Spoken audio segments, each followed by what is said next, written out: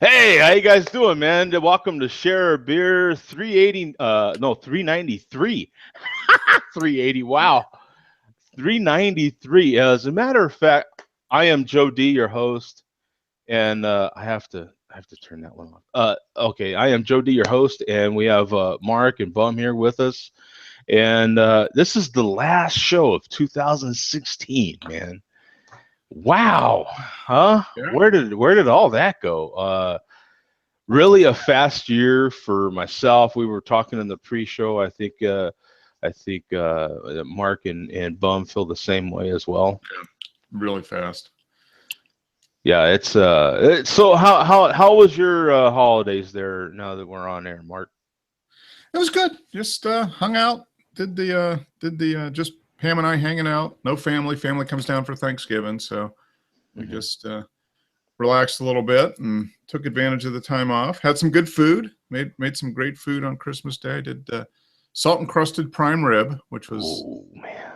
yeah, Oh good yeah, you stuff. posted a picture of that. It looked Uh-huh. like when I first saw that, I thought it reminded me of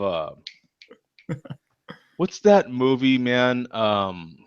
Oh my God, where he made the mashed potatoes into a volcano. Oh yeah. What's Oh yeah. that old movie? That Oh, old the Christmas was it? Story. No, no, no, no, no, no. Close Encounters. Oh, okay. Yeah. All right. Didn't he make the mashed potatoes into? I think he Anyway, did. He? Yeah.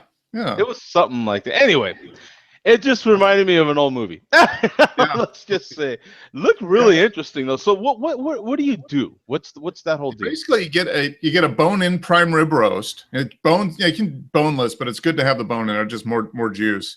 And we had like a 4 pound, 4.5 pound, Oh, so good like size. three ribs, with meat. And then I just coat it. I just put a little salt and pepper on it. Real simple. A little bit. I think I put a little bit of garlic on it, just kind of a dry rub. And then you let it sit out. Take it out of the refrigerator about an hour before you're going to put it in the oven. Let it kind of get up closer to room temperature, and then you just pack that sucker in salt. So I just put it on a cookie sheet, and then I just put it in the middle. Put a little salt on the bottom. Put it on salt, and then I use like 3 pounds of kosher salt. I was Just gonna one big ask. box Okay. of kosher salt, and you just build it up. Make sure it's all coated in the kosher salt, and then you just put it in the oven. I put a thermometer Right. in there, and I just set it to like 135 degrees. So right when it gets to medium rare level, Yeah. you take it out and you just put it in the oven. I did it like 250, 275 took 3.5 hours, three and a half Wow. hours, Wow. and it comes out. And when it comes out, the salt is like formed like a crust over it.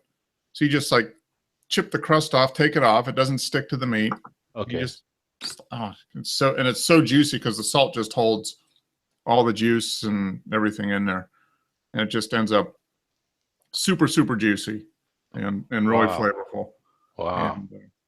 and good stuff. Easy to do. I mean, it's just like set it and forget it. You just put the Yeah. temperature probe in there, set it. When it goes off, take it out, let it sit for 20 minutes, half an hour, for all for the juices to get reabsorbed. And I think I had it set at 130. I set it at 136, and when it went off, I took it out of the oven, let it sit for 30 minutes, and it went from 136 to 141. By the time I sliced it, it came out like a perfect medium rare, right Oh between the man. two. Yeah. Nice and Love real that. juicy pink in the middle, just a little bit of blood, and good stuff. So And what was your sides? we just did mashed potatoes. I did some garlic and cheese stuffed mushrooms, and then a salad. Yeah. And we had Nice. pecan pie for dessert. So yeah. Any kind of special potato? Like, did you go red potatoes with skin No, on type thing? I found a nice cheap bag of russet potatoes, peeled them. Russet Yeah. potatoes, the skin's kind Oh, of thick. I just yeah. peeled them, cooked them, and then put in some heavy whipping cream, butter, salt and garlic powder, smashed them up until all Yeah. just totally smushy, and Yeah. then put some butter on them and a little bit of juice from the meat, and call it good. I don't even bother making gravy. Gravy's a pain in the ass to make, so I just take the juice and Well, yeah. If it's as juicy as what you're saying, I mean, you might get just enough for that. Mhm. And then if those potatoes are what they sound like. I mean, the potatoes sounded like they were pretty damn good just all on their own. So. Oh yeah, yeah. No, I put lots of heavy whipping cream. Instead of milk, a lot of people put milk in their mashed potatoes. I just put the heavy whipping cream, like a That stick of butter. sweetens it up, yeah.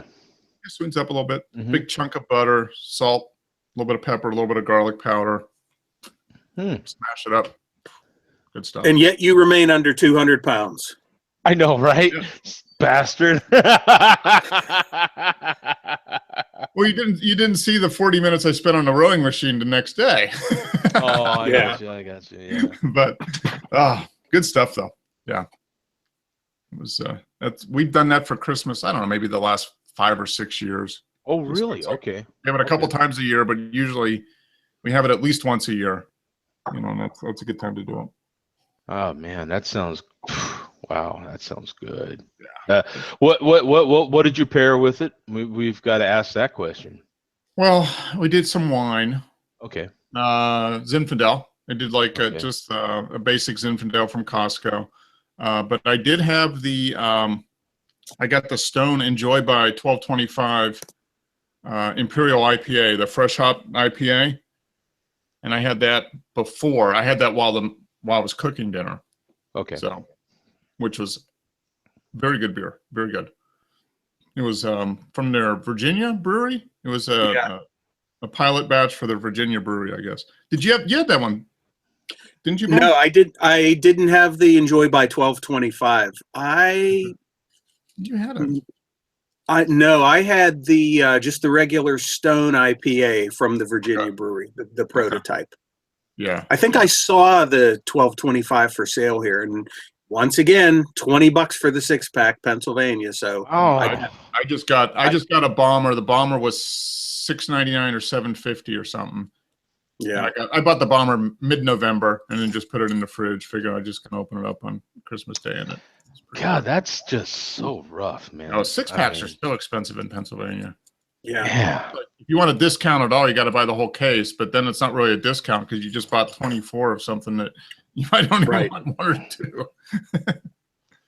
That is awful. So, and yourself, Bum, how was your Christmas? My Christmas was good. It was pretty low key this year, as I told you on the pre-show. Instead of getting together with my family on Christmas Day at their house, they wisely everybody decided to do it Christmas Eve so they could watch the Steeler game and without interruption, which I fully understand that. Priorities. That's right. And it was great because I worked the next day and I got to come right home from work and just chill out and watch the game afterwards. So it was an enjoyable Christmas. You know, I have to say, even in my family and my Italian side of the family, Christmas Eve has always been the bigger deal, and Christmas Eve night, you know, and then of course in when I was married, we always hosted the holidays, you know, at our house, and it was Christmas Eve once again, you know, more of a Catholic thing, you know. It was, Christmas Eve was when the family all came over, and you had the pozole, and you had the tamales, and you had all the food, you know what I'm saying, and lots of fun and a big deal. And Christmas Day was actually more low key, your immediate family, you know, not such a big deal, just more your immediate family, you know. Yeah, that's kind of the way we were growing up. We do, you know, if we were to go to a party or something, we would do that on Christmas Eve. Right. You know, get together with friends or whatever, and then during the day, it would just be family usually. Right. Yeah, this year I was really excited because I had my my family here, and they came down from New Mexico, and my little nephew, I loved that little guy. Had a lot of fun with him, and I got to cook and everything. I didn't get too excited to cook by myself. You know what I'm saying? Like, you know. But when they were here, I definitely cooked up some pozole, and my sister had brought some tamales, and so we had the traditional things that we're used to. And that's usually what Christmas is about. Just kind of do whatever your tradition is. That's a good time of year to celebrate it. Right. So right now I am having I'm able to drink during the show, so that's kind of A rare occasion. that's a rare occasion these days. So I am off tonight, as you guys can see. So I am having, actually, this is the last of the best brown ales that Bun sent me. Cool. So that is my warm-up beer, and then I've got another beer here that I don't know if it's good or not. I've never had it, so we'll find out here on the show in a little bit. Yep. And what are you guys having, man? What are you having, Bum? Well, I mentioned my cousins on Christmas Eve, and it was from my cousins from Columbus, Ohio, that were nice enough on Christmas Eve to bring me a 6-pack of this from Columbus Brewing, the Columbus Brew. Thunderlips Experimental Pale Ale. Huh. Is it called Thunderlips for real? Yeah, yeah. There's no picture of Hulk Hogan on the front though. Yeah. Oh, Thunderlips. But, what was it? Experimental Pale Ale. Experiment. Okay. Yeah. Hmm. And I don't know if you saw on my Google Plus page, the amazing thing about this is this beer is still only 5 days old.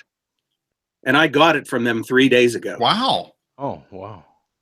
They didn't even realize when they handed, I looked at because it's just automatic for me now to look at, look for a date on it. Mm-hmm. Yep. And I thought I was seeing things. It said bottled on 12/22/16. And I was like, wait a minute. It's like, do you realize that this is 2 days old? I've never had a beer that fresh before. Other than going to the brewery. Right. And even then, you don't know how Yeah. old it actually is. Yeah. This might be fresher than a typical keg you get, than out of the tap at Right. almost. Right.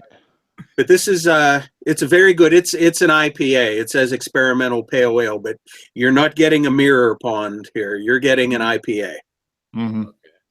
It kind of tastes like along the lines of like a Sierra Torpedo or something like Okay. that. All right. And those are my tasting notes. Tastes like Torpedo. Okay. Was it like 7%? Is it right around 7%, or is it a little bit? 5.3. Yeah, 5.3. Yeah. Wow. Okay. Yeah. Yeah. So thanks, Carrie and Dale. I love it. Yeah. Oh, nice. So yeah, you have that age wall as you enter, but as long as it's a yes or a no, I can live with that. But Boom. yeah, yeah, I know, I like that. Yeah, nice clean website. Can't complain about it. You know what I'm saying at all. 5.3 ABV, 40 IBUs. What is it? This deep golden pale ale is brewed with what is that? Simpson's Golden Promise malt to create. Wow, I've never heard of that. Simpson's Golden Promise malt. To create a backbone for a thunderous additions of Mosaic and Equinox hops. Wow, I've never heard of Simpson's Golden Promise malt. Huh. I bet Simpson's is the malt company. So Golden is, probably like a light. Well, So- the beer is pretty light color. Does it have a hazy orange color at all, Bum, or is it pretty clear? It's clear. Looks pretty. Yeah. Yeah. It's pretty filtered, isn't it? Yeah, there's nothing floating around. Yeah, it doesn't. Yeah, your availability is 6-packs, 12-ounce bottles. Then you've got the 1.6 barrel keg and the 50-liter keg. There we go. The big daddy. You got to Right go now for New Year's Eve. Get yourself a 50-liter keg. Yeah, you got to go. You got to go deep when you go 50-liter keg, baby. Yeah, that's a going deep type. That's a nice. I like that website. They got the description is nice, easy to read, black and white, basically. Right. The specs, basically, ABV and all that stuff. Yeah, and I like the way they've got their actual beers on the bottom here. Mhm. Yep. They just looks like pretty much a generic bottle that they use, but they put their own label on it, which is just fine. Harrison Road. So is this close to The university. I don't know where Harrison Road is in relation to anywhere Yeah, else in Columbus. I'm not sure. Yeah. Hey, you got me. Yeah, I don't know. College towns are But, always good places, especially now, are always good places to do craft breweries because you always got one, especially now, college kids are more likely to try out craft beer than they were 25, 30 years ago. That's for sure. wow, you've only got 37 ratings on here Wow. on Untapped for 3.83. Wow. That's a little bit of a shocker. Wow. Yeah. It said it was added on 12/08/16. Maybe it's a brand new beer. Well, the Yeah, experimental pale ale. Yeah. yeah, so that would yeah, It's not just for marketing. It's for real. it's for real. Yeah, that's the real deal. Well, that's cool, man. Yeah. That's cool. You got a new beer there, bum. That's cool. And yourself, Mark, what are you having? I'm drinking a classic pale ale. This is my warm-up beer. I'm going to go Yeah. quite the opposite of this next, but Sierra Nevada Pale Ale. Oh, okay. Yeah, we want to. This is the last pale ale. I bought that Snowdrift seasonal pack a few weeks ago, and this was the last of, it came three beers each of 4 different ones, so this was the last of the pale ale. I will look that up. I want to see. Just a good solid pale ale. I mean, That was a good variety pack this year. yeah, it was. I've still got I've got one of the white IPAs. I've got one of the chocolate stout and the white IPAs left. This is what I wanted to see. This is such a popular beer. I was really curious about Untapped. The number. Oh, Look yeah. at this. 5.79 million. Easily the highest rated beer we've seen. And almost 4 stars too. Look at that. Look at that. And in a 30-day period, 101,000 ratings. And look at that. Still, 5.7 million, 3.71 rating. Dude. Yeah. No, it's a solid. It's one of the best straight up pale ales out there. And won by me. I love that. 5.79 million. You won. I love that. Yeah. Yeah. Yep. I think I've had it. I don't know how many times I've checked into that one. Look at that. 736,000 uniques, man. Yeah. Yeah. This beer is blowing everything up. Oh yeah. I mean, just blowing it up. Yeah, oh wait! This is for the brewing company. I'm sorry. Wait a minute. That's for the whole Sierra Nevada. Yeah, it is. Yeah, okay. That was exaggerated. I bet you pale ale is still over 1 million. Well, it's pretty close. Yeah, 751,000. Okay, I was wondering. I'm like, good. Yeah, I just logged like 5 minutes ago, but look how many more people are ahead of me. So this one you had almost it's over 9,000 in a 30 day. This is still some crazy ratings here. Mm-hmm. Still crazy. So not as high. Wait a minute. Let me check out Sandy's picture here because it was a little bit of hotness going on there. So I had to check that out real quick. So we got to investigate. Little trolling on. Little untapped stalking. Little untapped stalking, man. You know what I'm saying? Yeah. So we had to check that out. Just to make sure. You got to make sure. You know what I'm saying? Yeah.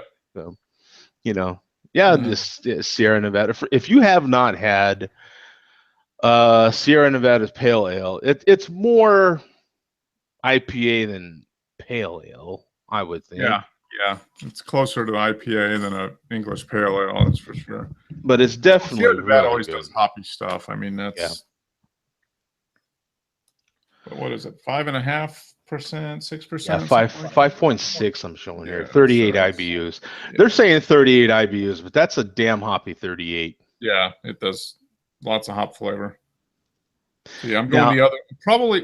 Mostly the other end of the spectrum. Yeah, with my next beer, it's warming up. It's warming up in the off stage. Actually, mine is too. Mine are both browns. Just to give a hint. But I'm going Imperial Stout. I think it's in their description too of the Sierra Nevada Pale. They use pretty much Cascade hops. So with using that hop, man, you're going to get a lot of Mm-hmm. bang for your buck.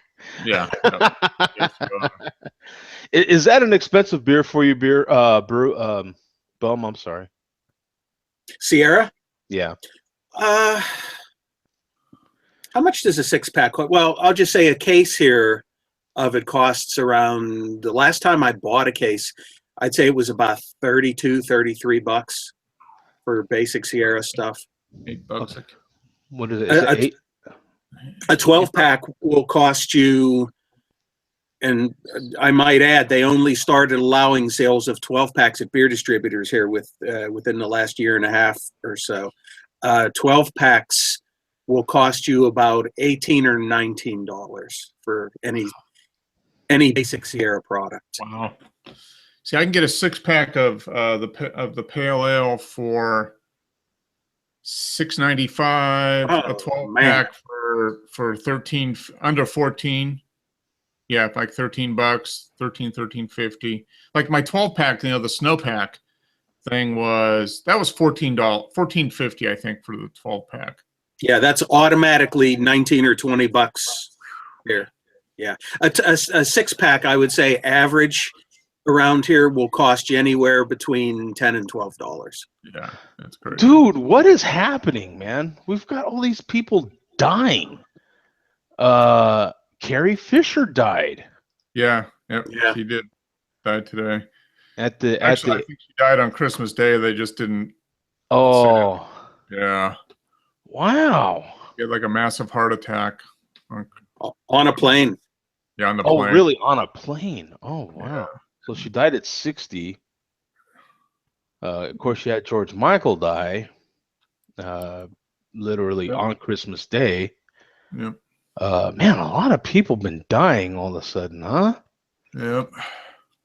So yeah, she was best known for that role right there. She was Princess Leia. So, right?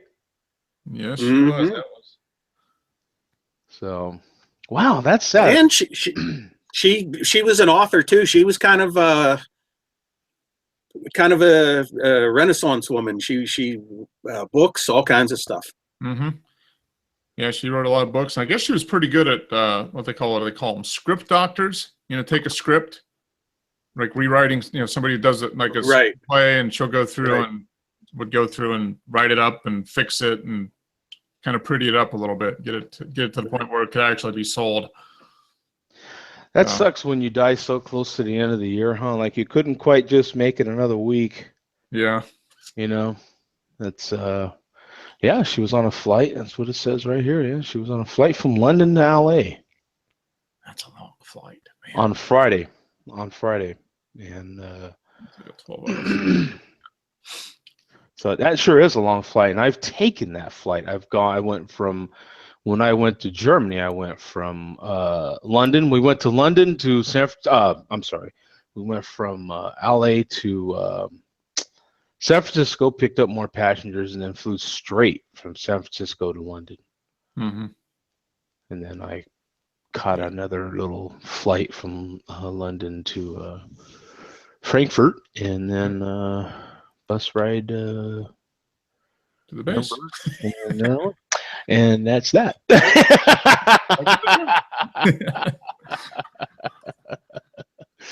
Yeah, that's all that pointless information. Wow, that is crazy. That's a lot of man, that's a lot of people just dying all of a sudden. Man, it seems like to me, I don't know. And it never fails. Now we're almost at the end of the year. Every year, like Turner Classic Movies and a bunch of other places will prepare their in memoriam reel. Now Turner Classic is going to have to go back real quick and update, because there's always as soon as they get done doing this, that's when a bunch more people die in the last couple days of the year. So they're going to have to go back and do some heavy duty editing now. Yeah. It is. Well, I think it seems like Pam and I were talking about it. It's like, yeah, all the people are dying. I'm like, you know what it is, though? We're just getting older. So we're just more and more people that we knew growing up, in our life. And all the musicians that are dying, this was gonna happen eventually. This isn't shocking to me. A lot of these guys. A lot of them live longer than I figured they'd live, really. Yeah, and with the death of George Michael, and I don't know if you caught this, Mark, the band Status Quo, virtually unknown here, legends in England, Status Quo as they call them there. Rick Parfitt died a couple days ago, one of the singer guitarists for Status Quo, one of the mainstays. But with him and George Michael, I thought, okay, there's two more that Keith Richards has outlived. Yeah, I think he's been dead for like 20 years. They just got him reanimated somehow. So Dave. Whoa, look at this guy. Speaking of music. Hey, oh, what's there up? I'm going. You guys got me? Yeah, you're good. Yeah. I was doing something weird. Yeah, welcome. Of course, like always. What's up? Not much. Long time. Yeah, a long time, man. You look good.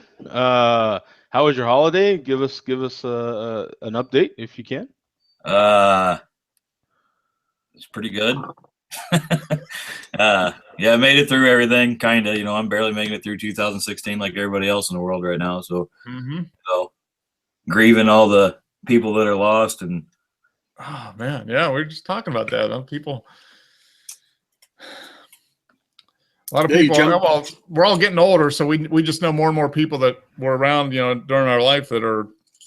It's really crazy because just like Bum just said, all these people are not outliving the Stones. What's up with that, man? The Rolling Stones just kind of keep trucking with all the dope and Ozzy, for Christ's sake. Out of all the people, you expect, right? We all watched Ozzy's life series on TV, and you're just like, oh, this guy's a walking dead man. You know what I'm saying? He's still there. He's still trucking, man. You know what I'm saying?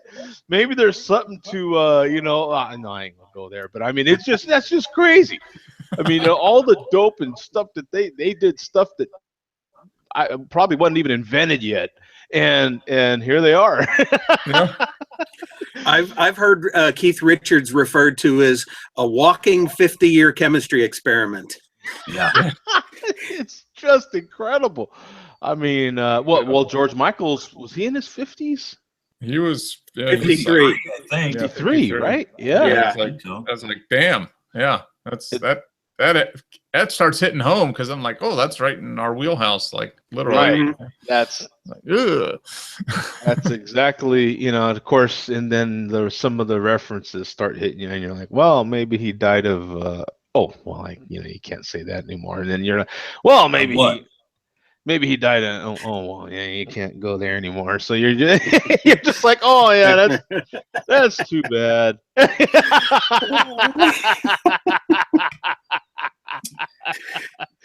But man, hearing that Princess Leia is dead, man, that just kind of breaks my heart. You know what I'm saying? I'm like, I had no idea until I, looked it up right this second. And you're. So what are you drinking, Dave? What give us an update? How's the band? How's the currently? Of course, yeah. Right? Of course, that season. Babies. Yes. No band stuff happening right now, which is actually great. I'm actually doing what I want to do when I want to do it, which for a change, that's that's pretty nice. I spent quite a while chasing, trying to fit in with what other people were doing, which wasn't working. So I hooked up with a really good instructor around here, and I've just been concentrating on just getting better at the instrument for now. Yeah, I see you got 3 black and white ones lined up across the back there in the back wall. Oh yeah, those are black. I got the black one with the white pick guard, and the other black one with the white pick guard, and then there's a black one with a white pick guard right there. Yeah. You're like the Henry Ford of guitar players. Any color you want. Yeah, as long as it's black and white. Yeah. You don't have to worry about what it matches with.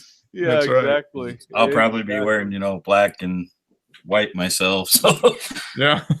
Yeah. So anyway, that's going actually better than it has for a while. The music thing, this guy's really taking me under his wing, or whatever you want to call it. He's excited. I'm excited. It's Good. kind of odd. I don't know how, it's odd as a grown man to go into a situation like that where another guy, is teaching you something new at this point in life. You know, it's very strange being that far removed from like an educational setting, you know. Older or younger? He's probably got 8 years on me or so. Okay. He's retired he's a retired professor from a local college. So, okay. You know, that puts him at a young retirement age anyway. You know, I'm guessing early 50s, mid 50s, somewhere in there. Okay. Cool. Well, yeah, that's cool though. You find somebody that kind of connects, and you kind of get on the same wavelength as far as what you want to try to do. And right. It's very strange at this point to learn. I tell you, man, I've been in that situation, Dave, and I just never think I'm too old to learn something. And with my photography, I've run into that with cats that are at least 15 years my junior and only been shooting for like 2 years, but their style is something that I really want to pick up. You know what I'm saying? They've got a couple of things that they're doing and doing very well. They're having a lot of success with it. So you're just like, you know what?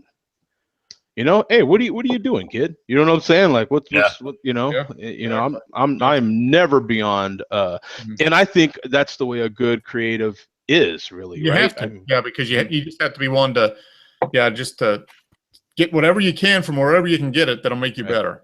Yeah, it's especially with your particular art form.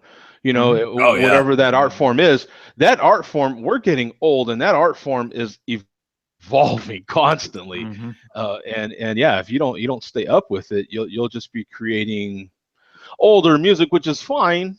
You know what I'm saying? Which is fine, but it might not be where you're at because you're changing. You know what I'm saying? Your style changes, and your desires and needs of what you want to create change. So no, there's nothing wrong with that at all. Absolutely not. You definitely learn that with photography, because I think music's the same way though. I mean, but photography really goes. I mean, it's just cooking like this, man, with all the technology. I mean, that's crazy. The ways you can make an image nowadays is just ridiculous, you know. And the same thing with music. Music's the same. I'm getting back into the music end just because I want to get better. And Dave, you know something about this that I don't know, that I'm learning. Actually, that's what I'm learning, is what you already know. The audio and visual side of things, but the audio part is what I'm learning. I'm learning about mixer boards right now. Currently, I'm looking into getting one, learning into getting a better mic setup going here. You know what I'm saying? And those are things that I don't know about. What is it? All the different. I'm gonna go into the Guitar Center and just have one of those guys just point at stuff, and okay, I'll get that.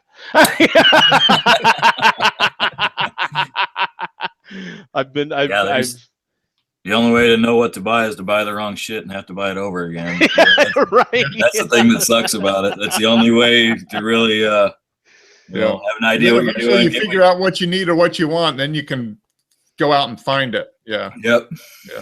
It's the reason you have those different guitars in back of you. They all do a different thing. They all have a different sound. They all have a different something that you like for whatever. And you have different amps and different stuff for different sounds and different things you want to produce. So your guitars and your equipment that goes with those guitars is the same as our camera bodies and our lenses. It's the same thing. And you can spend as much as you want to, too. Believe me, you can spend a little bit more than that. You don't have to spend money on it. Certainly can.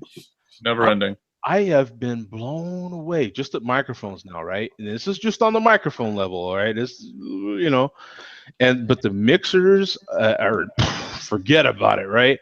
But some of these microphones, man, $3,000, $3,500 for.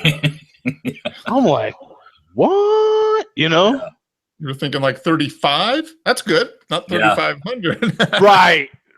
Yeah. No, there's, for a couple $100 you can get something in, really good quality. But you look at the top, of course.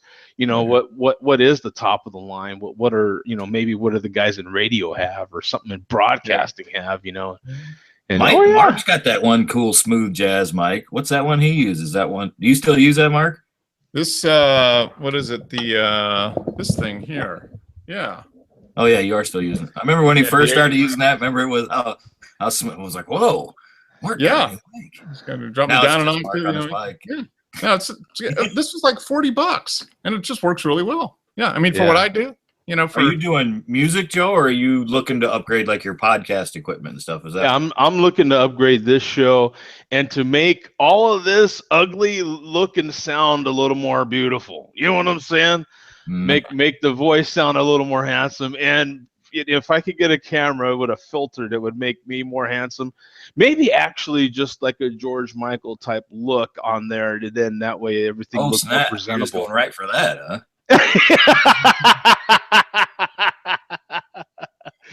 But well, I hate to tell you, but that's going to cost some money, my friend.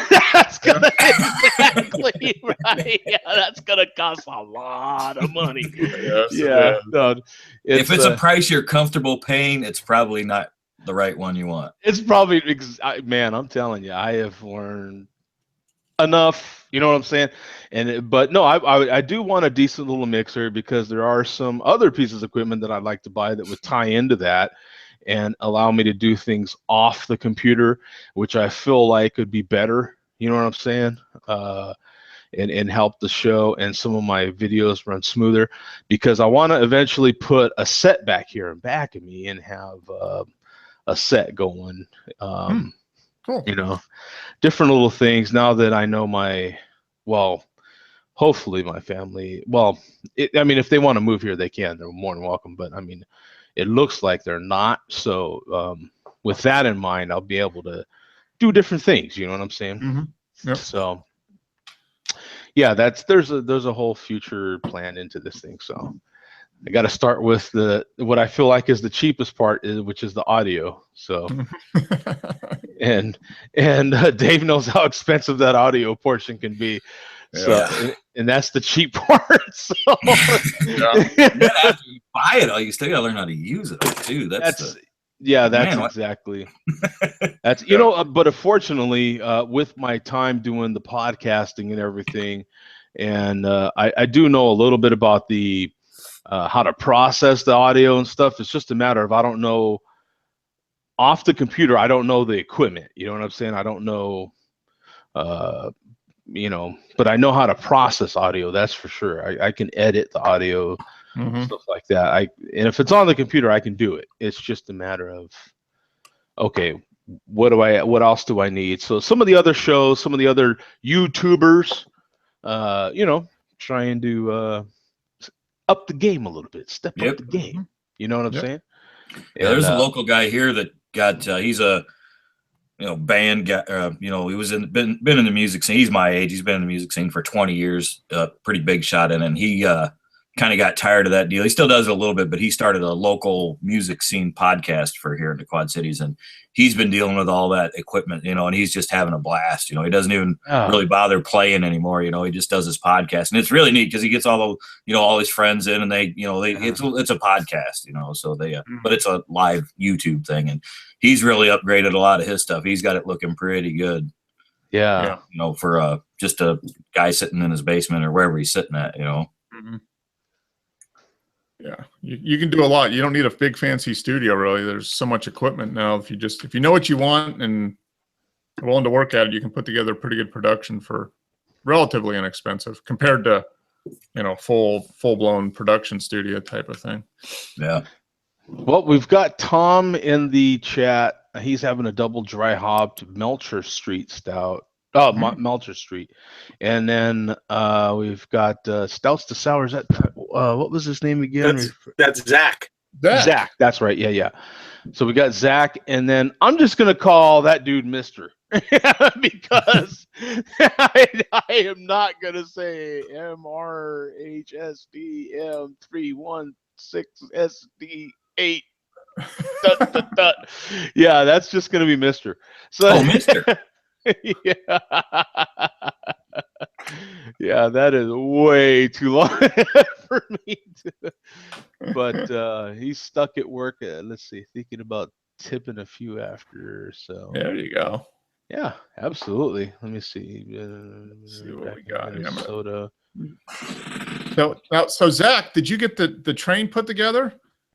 It seems like Zach was assembling a train for Christmas. He said, "I better get this train put together, or Santa isn't coming." Oh, yeah. And so give us the Challenger update, man. How's the Challenger, Dave? Yes.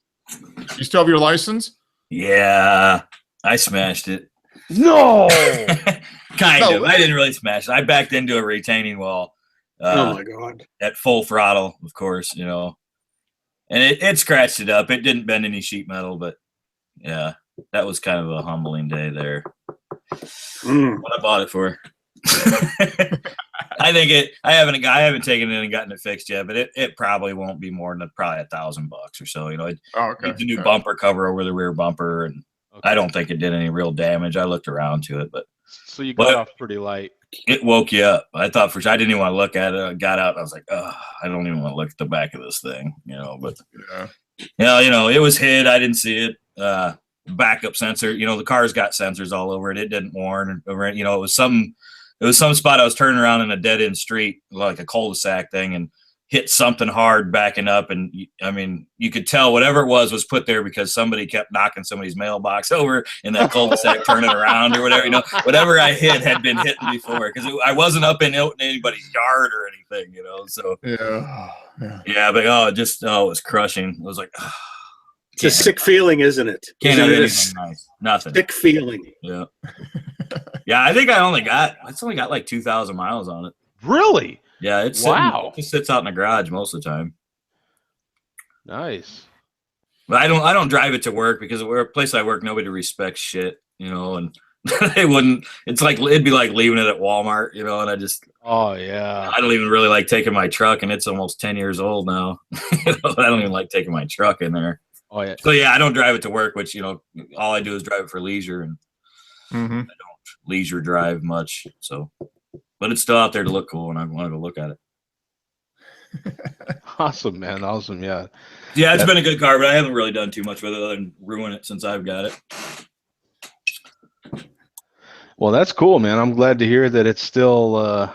So it didn't get smashed up too bad. So that's good. No, but I thought it did. Report. The noise it made. Oh yeah. So it smashed up the feelings pretty good, is what it did. Yeah, you just. Yeah. Oh yeah. Yeah. Made me wonder, whether I was even worth it. Somebody should just take it away. Just take it away. I'm not responsible enough to have this. But now, one of the guys bought at work a while back. Now he had bought a Camaro, pretty nice one. You know what I'm saying? With tons and tons and tons of horsepower in it. And he ended up getting rid of it because he said he was going to lose his license with that damn thing. You know what I'm saying? He got rid of it. He was like, this is just. You can't keep your license with something like this. It's a lot of fun. Yeah, it's so easy with cars like that to just go, okay, I know I'm a totally grown adult, but I'm going to go completely juvenile here right now. Yep. Oh, I tell you, press that right foot down and it's all over. Well, one of my trips here to Phoenix, when I still was in Albuquerque, I rented one, and they gave me a really nice Camaro. It wasn't a Challenger, but oh my God, just firing it up and hitting that little skinny pedal on the right, as hard as you want while it's in neutral, just makes you giggle. It was a bright yellow. Okay, I remember that. Yeah, Was it your shoulders come up and you giggle. You know what I'm saying? And you shake your head a little bit like that. You know what I'm saying? And you're like, it's just kind of cool, man. It's just kind of cool. All right, here, I'll see if this will work. Here's what happened to it. Let me see if I can get this thing to work. Where'd it go? Picture.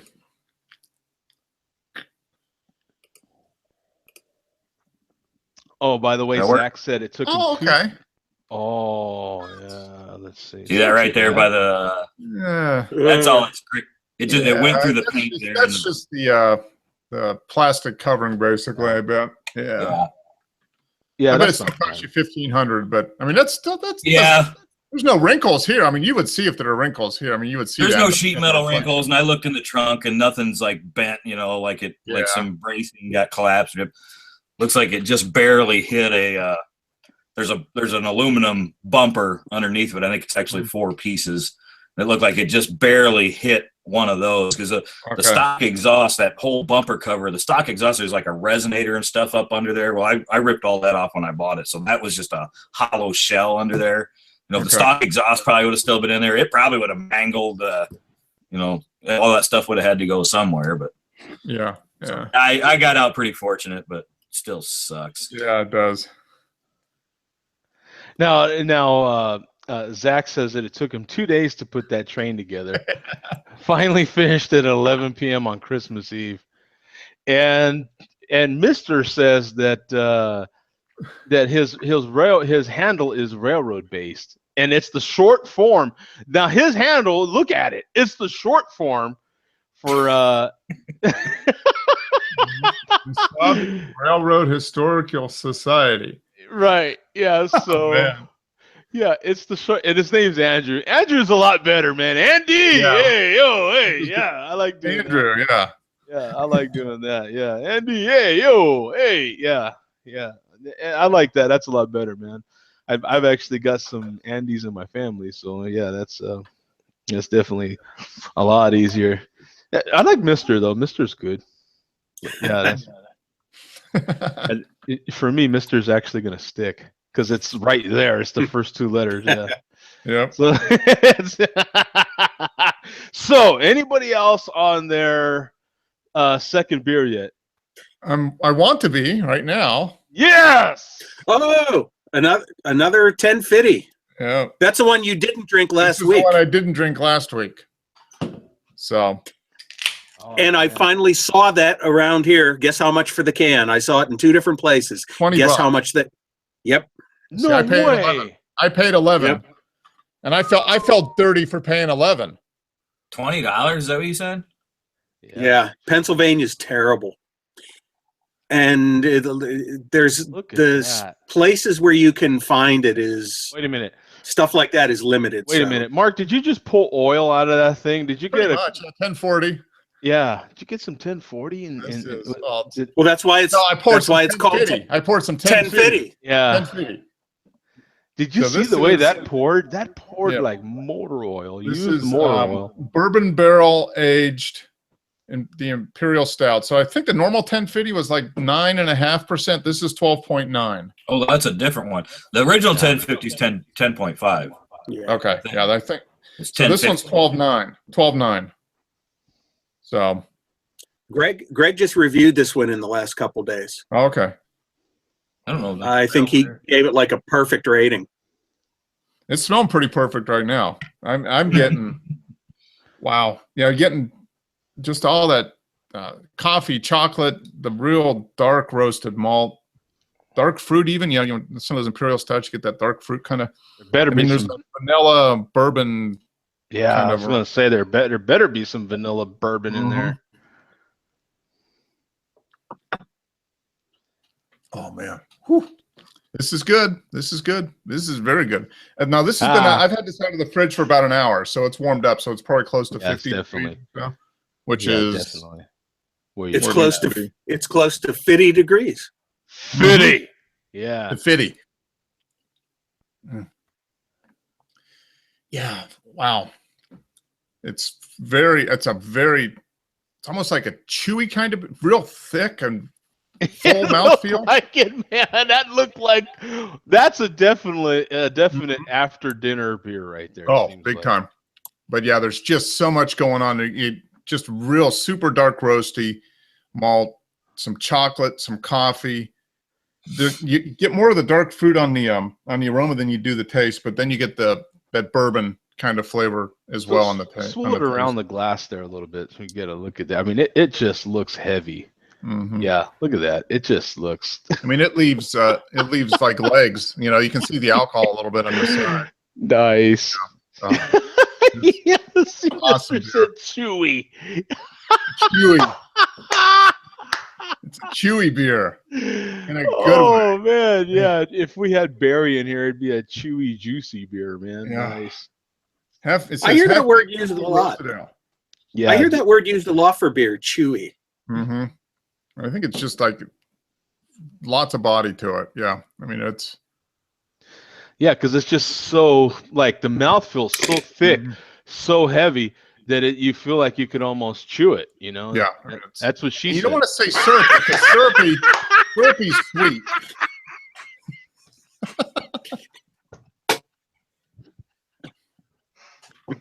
Chewy.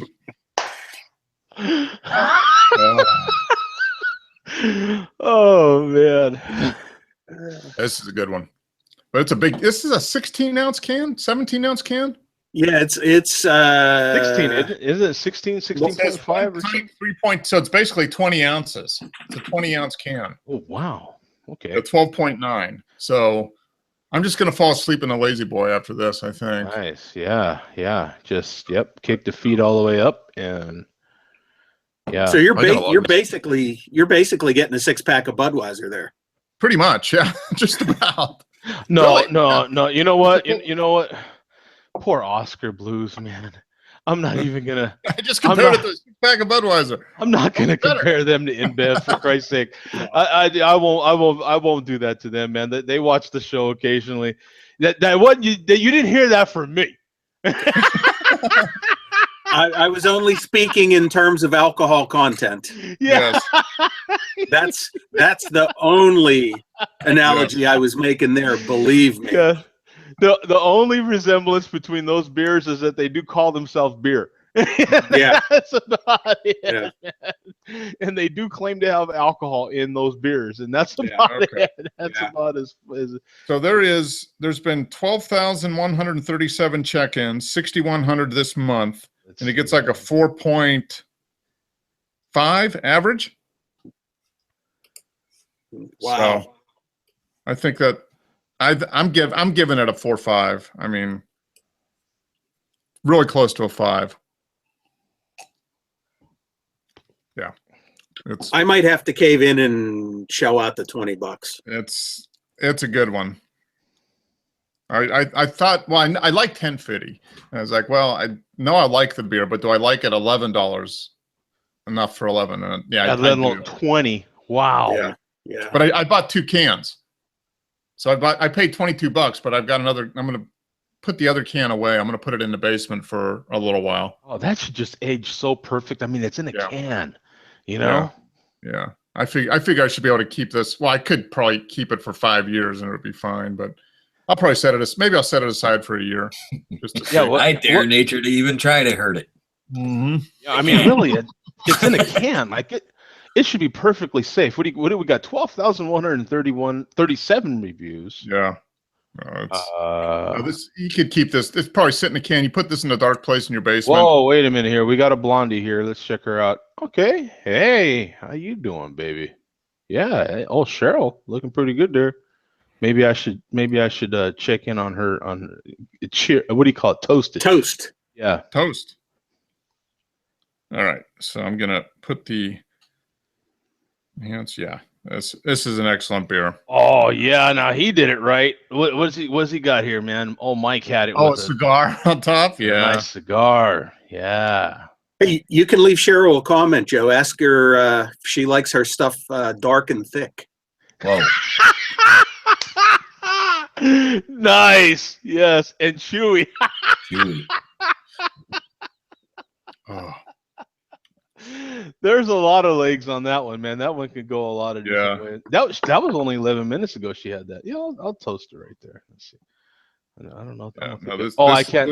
You have to be friends with her to toast. You have to be friends. Yeah, that kind of helps, huh?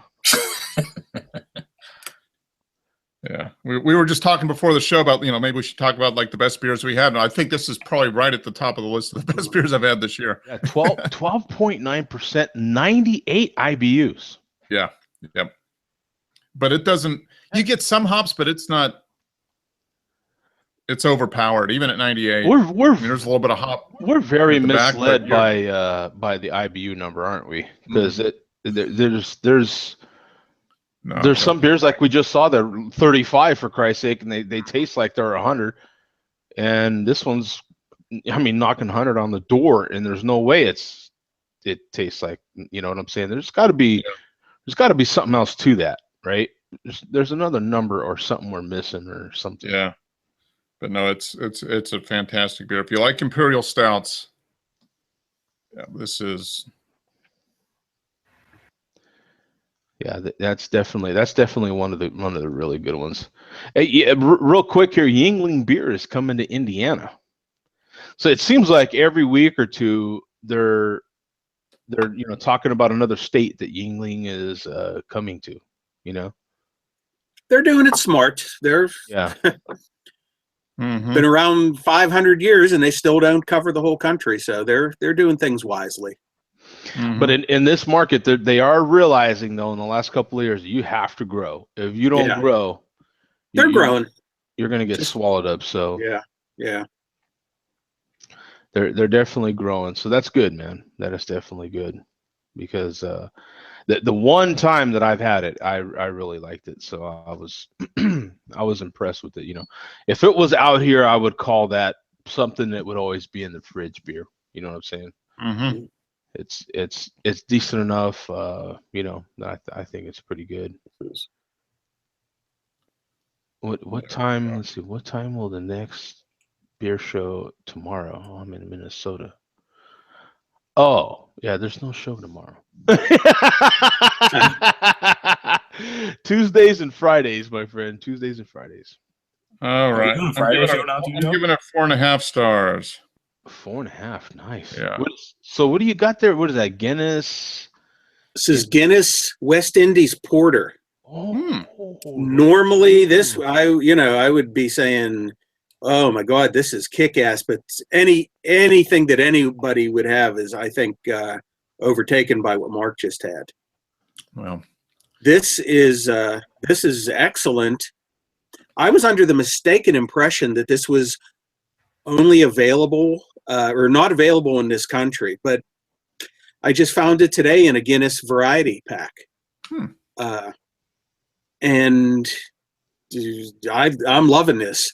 It's very sweet, and I'll tell you, it reminds me a lot of that Guinness Antwerpen stout that I had a few months ago. I still haven't had that. Tastes very, very similar, but this is it's really sweet. West Indies Porter. Huh. Okay. Yeah. So it's a sweet porter then, huh? Huh. Yeah. And not too much smokiness. What else? No, not at all. What's the ABV on it? Is it a higher ABV or is it pretty low? 6, I believe. Okay. Yeah, I don't know any Guinness that's really 6%, 50 IBUs on that one. Huh. And once again, even at 50, you're not really tasting that though. Yeah, everything. Yeah, with the exception of like BrewDog and some of the new breweries, but some of the old school breweries from overseas, you're not going to get anything knock you out of your socks too much, right? Like some of them really good and solid, but not anything too crazy hoppy but most things are sessionable, you know? Right. Like not real. You hit now on Untapped. There's 30,798 total ratings. 1,300 this month. 3.61. That's a solid beer. Yeah, good solid one. And of course, we hit the age wall here. So this is. You got to make your plug in the date. January 1st, 1970. Yeah. So we're 1927 today. Doing good. Yeah. Doing good for 90, Joe. Yeah, not too bad, huh?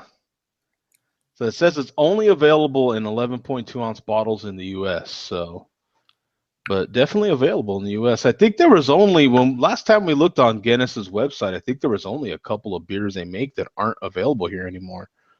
It ain't quite like it used to be. I think they're using is it the Rolling Rock Brewery that they're brewing some of their stuff at? I think. If they are, I haven't heard about it, but I wouldn't be surprised because there's so many things brewed at that brewery. I can't keep track of them all. I think I remember Ruben saying that earlier this year that he thought that they like their blonde American ale and stuff was only brewed here and it was done at the Rolling Rock Brewery. Okay, or something. I will have to check it out because I'm curious. It's that's owned by. It's called City Brewing. That's who owns it now, and they brew more stuff than you can keep track of. They brew all the Iron City. They brew Stonies. They brew a lot of the Angry Orchard Okay. cider, or make a lot of the Angry Orchard ciders, which Sam Adams is behind. I believe they still make some Sam Adams there. Tons of other stuff. Tons of Okay. other Yeah, stuff. they're just a very large Okay. contract brewer. Zach makes a good point here. He says it's got to be that high IBU to balance out the sweetness of the malts. Yeah. Makes a lot of sense. Yeah. Makes a lot of sense. Because I mean, you get a little bit of, but it's there's so much alcohol and stuff Right. in there to. Yeah, that makes get sense. it. I like that he said that. Yeah, because that makes sense. So some of the lower IBU beers we're seeing don't need that high IBU to be that hoppy, because the hops, the malts aren't as sweet and stuff. So Yeah. To get 13% out of a beer, man, there's a lot of malt in there.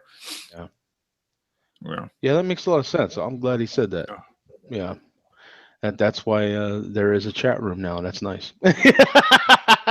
The more people that get in on this, then we because we don't proclaim to know everything about beer, man. You know what I'm saying? It's I sure don't.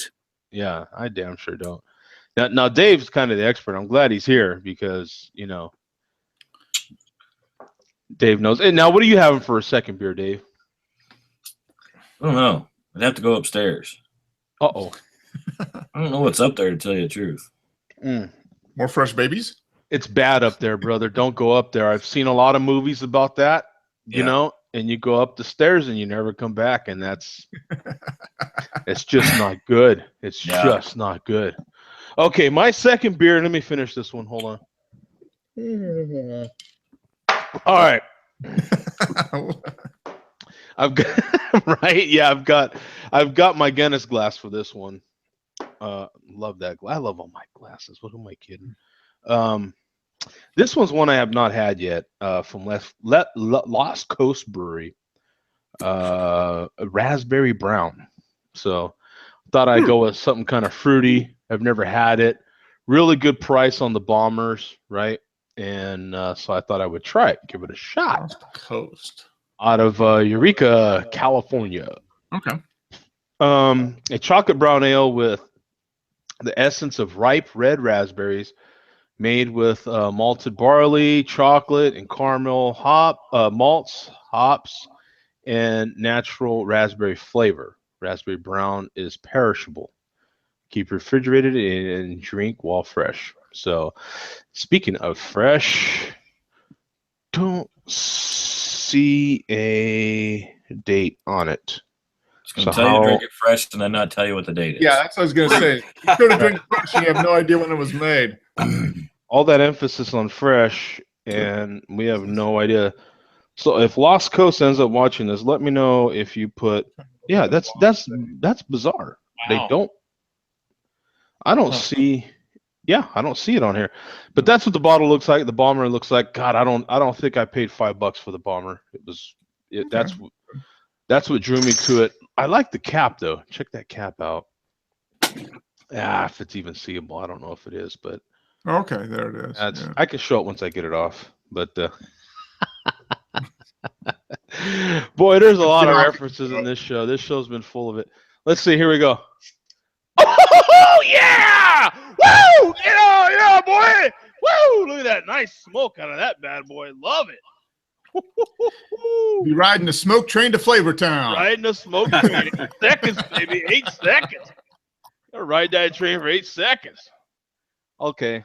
I'm not gonna sit here and pour for days, but nice head. Went a little crazy on the head, but no, I didn't. But love the color in that beer. It's definitely not on camera. It's definitely darker than what I'm seeing. It's definitely lighter, more of a copper tone. Actually, more of like a Coke. You know how a Coke looks dark, but if you look at it in the light, it definitely lightens up. So it's like that. Got a slight tannish type head to it. Ooh, immediate. As soon as you put your nose to it, you get tons of red raspberry, tons of it. The raspberry just boom, hits you right in the face. Not like Japanese porn, but I mean it hits you. You know what I'm saying? It's Good thing you clarified that, Joe. I was wondering. yeah, just Joe, What do you mean, Joe? I don't know what that reference was. Yeah. Could you explain that, please? Well, there's this word they call bukkake, and it's just... What's that? Look What? it up. Cereal now. Yeah, Google it. Not on this brand new computer. I'm not.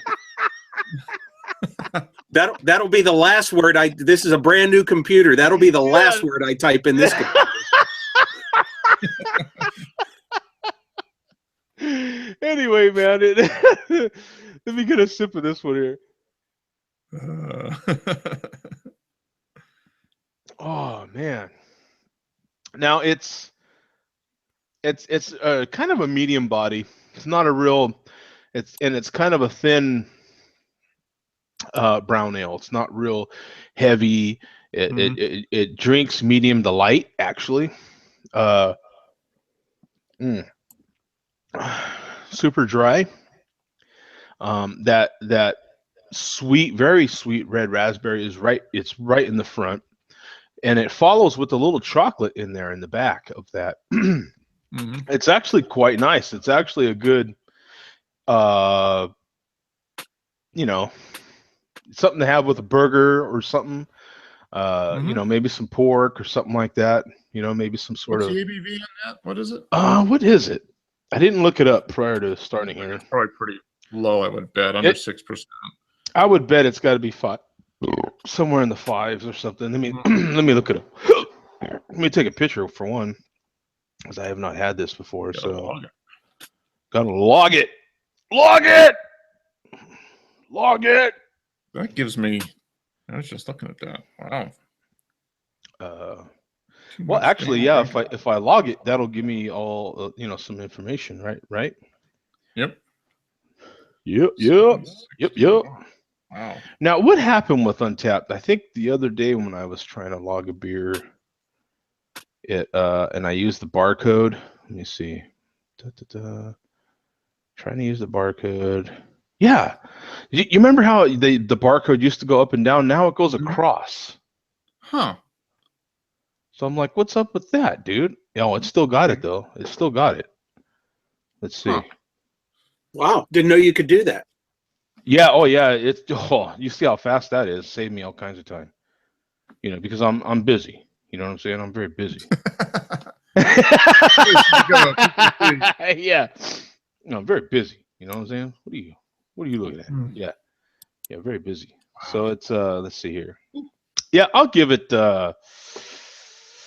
what am I gonna rate this one? Not too crazy high. Definite 3 stars, I'll say. 3 stars,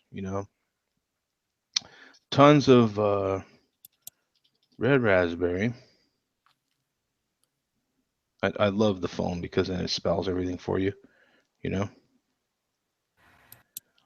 There. Yeah. Tons of red raspberry. There you go. So I should get. Oh, I unlocked the badge. All right. I got riding steady. Hey, that goes with my theme too, because that's what I did. Yeah. 8 seconds, baby, 8 seconds. And I got the riding. I got the riding steady. Wow. Low ABV beers. That's 5 different beers with an ABV of 5% and lower. I thought so. Yeah. Okay. So it's try 5 more for level 2. That's my first level 1. 5%. Well, that tells you right there. It's either 5% or less. Yeah. So okay. That would explain why drinks kind of light. Yeah, it's definitely sessionable. That's kind of you could be standing out by the grill cooking dinner and flipping burgers or whatever and just drinking that stuff away. It's definite. Have you ever had a beer that is a little fruity like this one's definitely fruity?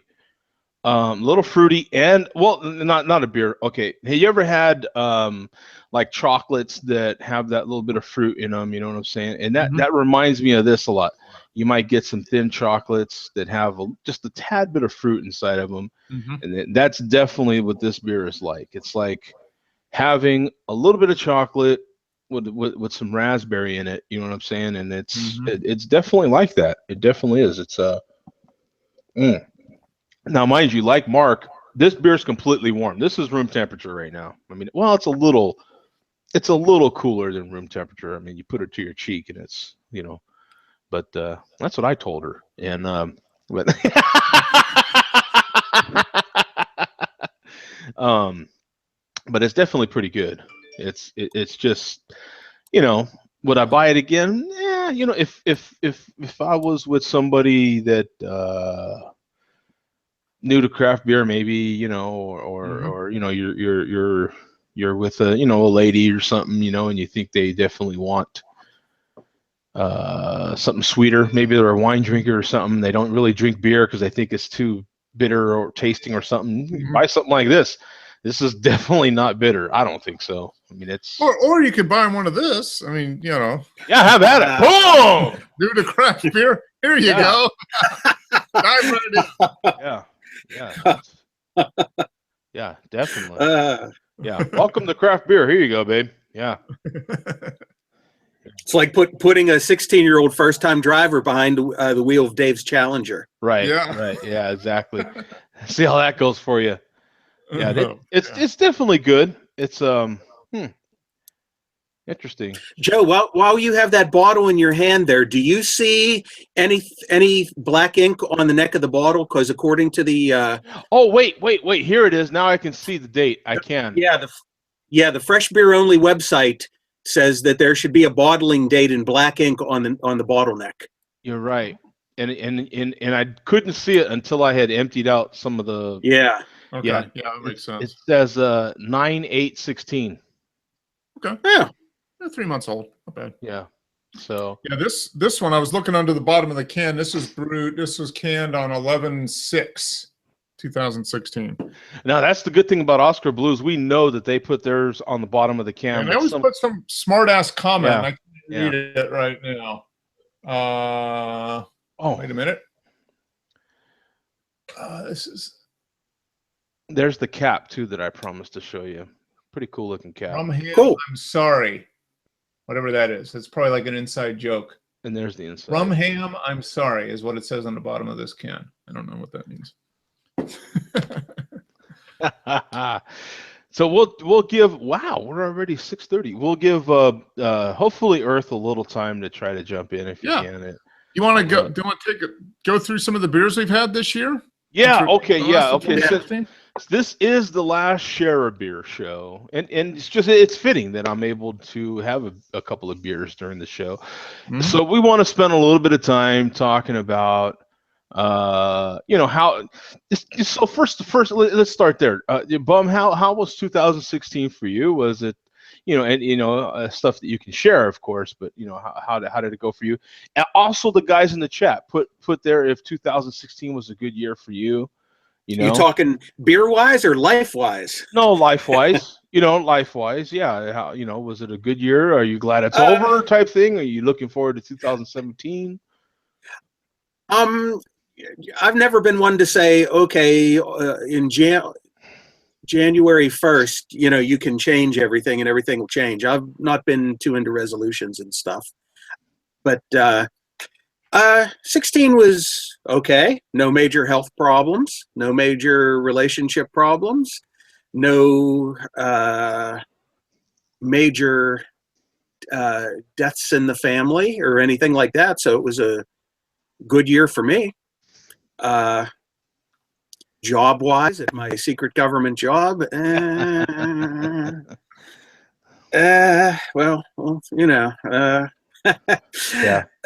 yeah, but no, to me, life goes on, and when the calendar rolls over, nothing changes much for me. Although I will say, I do need to lose some weight, and I usually don't make New Year's resolutions to lose weight, but it just coincides with the fact that the football playoffs are over, and there's a good couple of months there. Well, the Steelers are in the playoffs this year, so I'm going to have a couple of weeks where I'll be eating and drinking. Yeah. Hopefully, but, 4 weeks. Yeah. 4 weeks. Yeah, hopefully. Yeah. But after that, I can get down to business of losing Now, a few pounds. The key to losing weight, though, is to put it in a good hiding spot, because the problem is you find it. You know what I'm saying? You know, you don't hide it good enough. You know what I'm saying? And then the problem is you find it, and it's like, gotcha. You know what I'm saying? You're like, Mhm. damn it, there you are. Shoot. That's my problem. I lost a bunch of weight, and then I found it. I didn't hide it in a good enough spot, or I didn't hide it in a good enough spot, and it found me. You know what I'm Yeah. saying? They say you lose the weight, you got to put it in a box in the car, drive it way out in the woods, and drop it off. Mhm. Yeah, just ship it. Just ship it way out there. Keep it somewhere. In my case, ship it north of Flagstaff, and just Yeah. get it far away from you. You know what I'm saying? And then you're okay. Yeah. And Mark, so how was 2016 for you as far as It was life good. goes? I think overall it was a pretty good year. I made a change career-wise, which I'm very happy with. And 2016 has gone by so fast for me. So I don't know if that's just a function of getting older or things, I think you know, so. being so busy. I think it's a combination of being really busy, doing new stuff, and just getting older. I mean, time just goes by a lot faster, it seems like, the older you get. But yeah, 2016 was a good year. I'm looking forward to 2017. I'm kind of like Bum. I don't make like resolutions at the first of the year, but I tend to look forward. I try not to look back as much as possible, you know. So I always tend to look forward and figure out that whatever happened in the past, whether it was good or bad, you always learn something from it. So I try to learn whatever happens. I try to learn from it and use it moving forward. So I think 2017 should be a good year. I'm looking forward to it. Yeah, that's now Mr. / Andy said he had he was crazy busy with work, not enough time to enjoy you know, what is that, limitations on his day off, but on his days off, right? But he enjoys photography as well, likes to shoot railroads. A lot of people do. Man, Yep. there are some people that are really into the railroad. Train spotting is huge. In Huge, photography, yeah. huge. It really is. And he likes to shoot lake boats, which I find interesting as well. Yeah, I don't. Mhm. And he's also a model railroader, Okay. HO scale. Maybe you could have gone and helped Zach put together his railroad. It would have taken him 2 days. I'm thinking maybe only a day between the two of you. You know, six pack of good beer and the two of you could have got a thing put together in a day. Yeah, he definitely. Yeah, Zach could have used some help there, man. He sounds like he was suffering there, man. Yeah. But, took one for the team. Yeah, he always willing to take one for the family. So yeah, that sounds. So yeah, for me, 2016 was kind of mixed. It didn't really start out that great at all for me. But you know, so the things that went well went really well. The things that went bad kind of went bad. But overall, I grew, and not just in weight, but but overall, I do grow and I do get better, and that's my main goal. I try to, you know, January to January, if I haven't gotten better, let's say January 1, 2017, from January 1, 2016, then I did something wrong, is the way I look at it. I like to grow. I like to improve. I like to constantly get better. And this year I definitely, overall, looking back on it, I definitely improved. So, you know, I look at 2016 as another success, right? So, 2017 definitely be better. I've got some goals. So yeah, so that by the time we hit January 1, 2018, I will have accomplished some of those goals. I have all the confidence in the world that I will, and I will grow some more. And that's the way I look at it. So I keep improving and getting better. Even if I would love to lose weight. I would love to. It's like, that's one of those, you know, but I never quite seem to get there. You know what I'm saying? But as long as the other things in my life get better and I improve overall, then that's good to me. I don't stay stagnant. and so, and one of this show I am very, very, if I have anything to be thankful for, it's this show. This show helps me, and everyone that tunes in help me get through a lot of those rough times that I come into. You know what I'm saying? It really does. I really appreciate everyone that tunes in and watches and participates, whether it be through comments or however they do it. It really, really is. I very appreciate it. I really thank everybody. And we need to thank you, Joe, for putting up with us Yes. for, what is this now, like 8 years? I mean, we're going on like in 8 years of this. We're going to hit show 400 pretty darn soon. Now, I had put together a spectacular. I had 400 spectacular. Now, last time, let me see, because I wrote it down. I got my little, right? I got a notepad. We've got now. Bum's our official statistician of the show. For those of you that don't know, he for years, I think years, he was actually strictly in the chat. He didn't show his face for quite some time. So now you see why. And now we see why. He had a face for podcasting. Why. He had a face for radio. So now we know why. You know what I But February 9th, 2009 was the first Share Beer show. Is what, or the first time we talked about it, something like that, right? I think it was. I think it was the first show.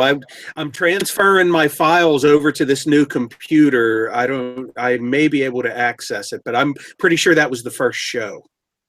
And then the first recorded show was May 29th, 2012. So that one's definitely easier to track. So we've been doing this for quite a few years. I think we might have been doing it before 2009, but maybe not. Maybe not. That might be. Yeah. Because you did a video, Joe, and that's the only way I had a reference to the first show. You did a video. We were going to start it.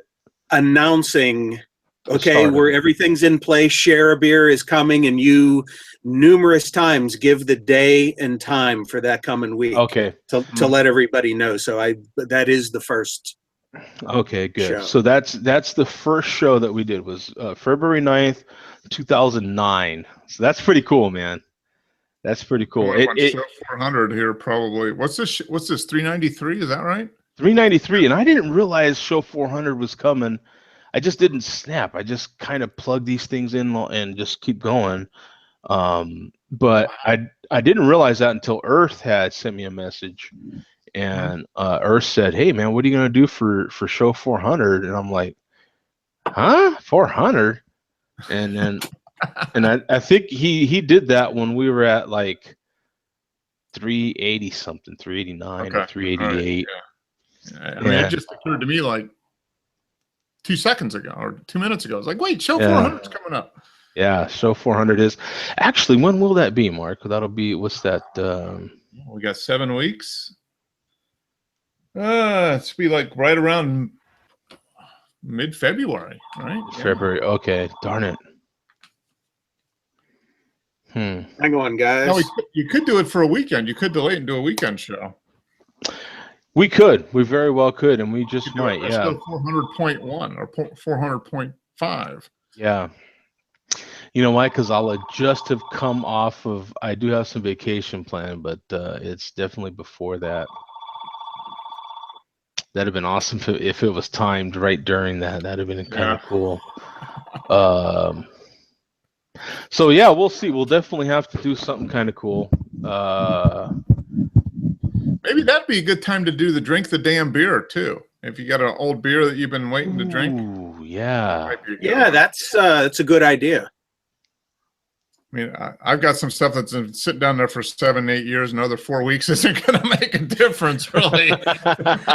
I told you when we do this, I have the ultimate one to try, just due to how I'm not sure exactly how long I've had it, but the circumstances as to why it's hung around is pretty funny, and it was just a pure accident. So yeah, that'll be the one that I have. We'll just have to plan that for a special Saturday show, let's say. Yeah, we could do that. Yeah. And yeah, that's fine. we'll move the share beer a few days. So we'll kind of have almost back-to-back share beers because we'll move it to a Saturday, and then of course that Tuesday is going to come pretty quick, and then we'll have another show right away. Yeah, so But it'll be like 3 days later. Yeah, that's yeah, fine. but that'll make it kind of fun. That way, yeah, and we'll just do that. We'll just Shore 400 will be, because I don't remember doing anything too special for 300. We did something, but at that time we were like, oh, we're gonna wait until 500 hits. Yeah, We kind I of don't. forgot about 400. 500. I mean, that's only like 2 years away. Well, Yeah. At the end of the day. When I was on vacation a couple weeks ago, I actually watched 200, 250, 300, 350. And it's funny, on each of these, you joked about future shows, and Mark, you figured out roughly when each of those was going to take place. And back then it's like, wow, that's going to be in 2014. We're going to have this show. And that was so far in the future. And now that's 3 years in the rearview mirror. Yeah. Yeah. But I will tell you that on show number 250, Joe, show 250 was the show that you actually joined Untapped, and you joined it during the show. Oh, really? Wow. Yeah. Oh, wow. That's kind of cool. So I joined it during the show. Were we giving Joe a hard time about not being on Untapped? Probably. Is that what it was? Was I the only one? I remember that, but that doesn't seem that long ago. But that's When was that? I don't know. Let me see. I'm going to tap your. Come on, Joe. Where is it? So it says you joined. It doesn't say. There's your picture. Oof. Look at that. Yeah, it's a long time. And 250. Well, yeah, that's 3 years ago, basically.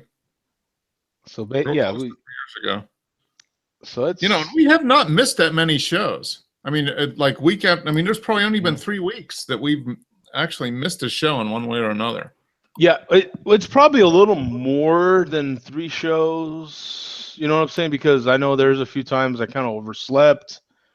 Yeah. That I can think of. Not that many. I mean, but it's not 400 shows. Yeah. Hell, just in the course of this year, I think maybe I missed 2 shows. Yeah. 3 shows. I think there was 3 shows just this year. Just this year, I think that we. Because I think actually we should be a little closer to 400 right now. Just counting this year, I think I missed 3 shows. I think I had to cancel 3 shows. Yeah. Share Beer 250 was December 3rd, 2013. Wow. Wow. So 3 years ago, basically. Yeah. Yeah, and Yeah, and I think I remember you talking then about, okay, we only got 50 shows to hit 300. I think I remember that. I think I remember you saying that because you were like, that's almost going to be exactly a year before we hit 300. So that was 2014. We hit 300. Wow, that's kind of cool. And actually, Joe, if you go to the YouTube page for the show, in the comment section, Ian Groatman says, "Are any of you guys from the show on Untapped?" And you replied, "I just joined during the show. I'm Joe D on Untapped." Devastation is pretty good. Yeah. And then down below we have a comment from Jay Vega, Malt Liquor. Malt liquor. There we go. Sweet. That's funny. Now I think Jay Vega's getting pretty smart because he's not malt liquor in the comments because that don't stick. Yeah. Right. He's waiting until during the chat. He's waiting until the chat turns into the comments. Yeah, until like an hour. Is he going back? Is he going back after the fact and malt liquoring in the comments? Because I haven't noticed. We got malt liquored last week, right? Oh, did we? Yeah, Okay. We got malt liquored in the chat. I remember. Okay. Was it last week? Because last week I couldn't look at the chat. Was that 2 weeks ago? I couldn't because I didn't have a computer. I could only get on with my tablet. Now I'm getting a little mixed up because now we have the Friday show. Now last week, this past Friday we didn't do a Friday show. Oh, for those of you who's interested, we're doing Friday Share a Beer from 10 to 11 a.m., 10 a.m. Phoenix time to 11. So that's 12 to 1 Eastern. Mm-hmm. And what would that be? 9 to 10 Pacific right now. So I say, wake up and share a beer, basically. Yeah. If you live in the West wake Coast. up and share a beer, man. Or the main intention of that show is to attract more people from across the pond.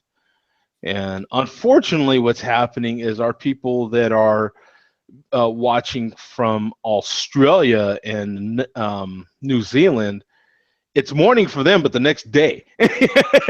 So, or is it super early in the morning? Is it super early? I think it's gonna be.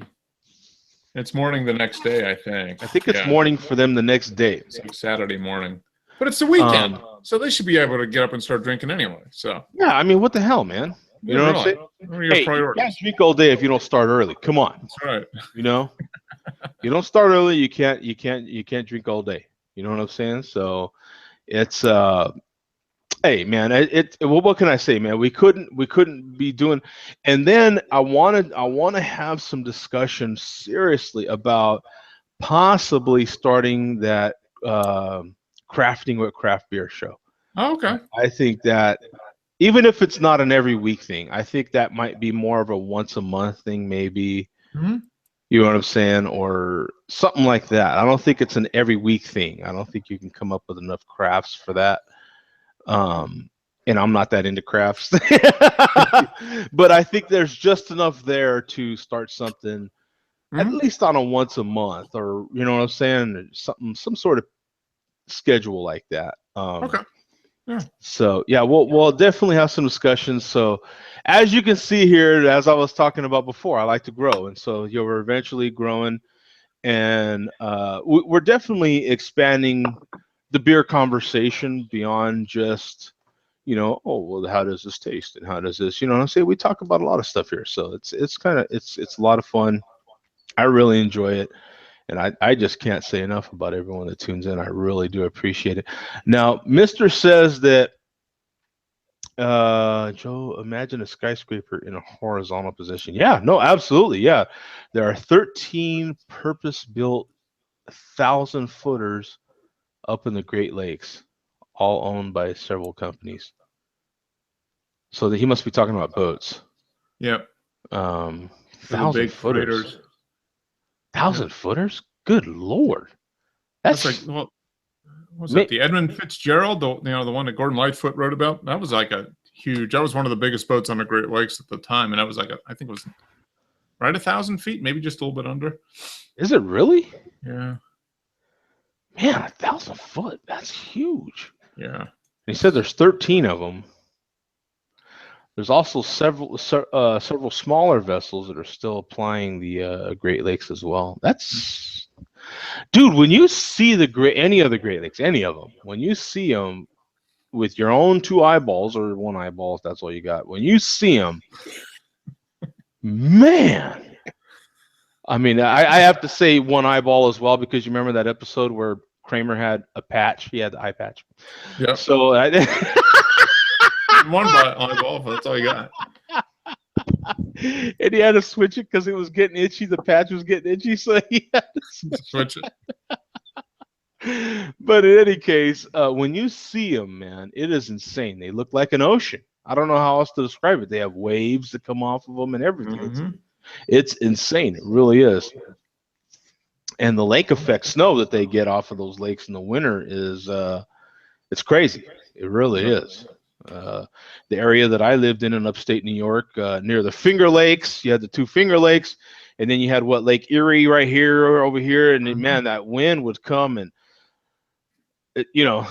I don't know if it's still like that, but when I lived there, it was the most snow per capita anywhere else in the country. It was stupid. Yeah, no, they still get it, especially at the beginning of the season when the lake is still warm.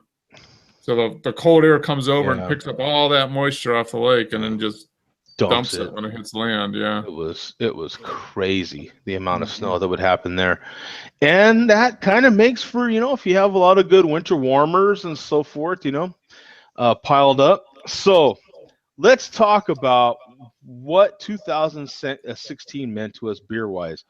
Mark, you want to start that? What beers that you can remember? Okay, well, I don't know how many different beers I've had in 2016, but the first beer I logged and untapped was on January 1st, and it was Wicked Weed's Incorrigible. So it was an orange IPA. And I gave that 4 stars. So I think I've put in about almost 200 unique beers this year on Untapped. Wow. That's pretty good. That's pretty good. That's damn good as far as I'm concerned. And I've had a lot of pretty good ones, but I did log like Labatt's Blue, which was not really a craft beer. How do you check that by year, Mark? Oh, I just sorted it. I went to Untapped on the web, and I just sorted by newest at the top and oldest at the bottom, and then I just scrolled all the way down. But how did you do that? Where's the where you can sort? I don't see where you can sort. If you go to in Untapped on the web, you just go by beer history.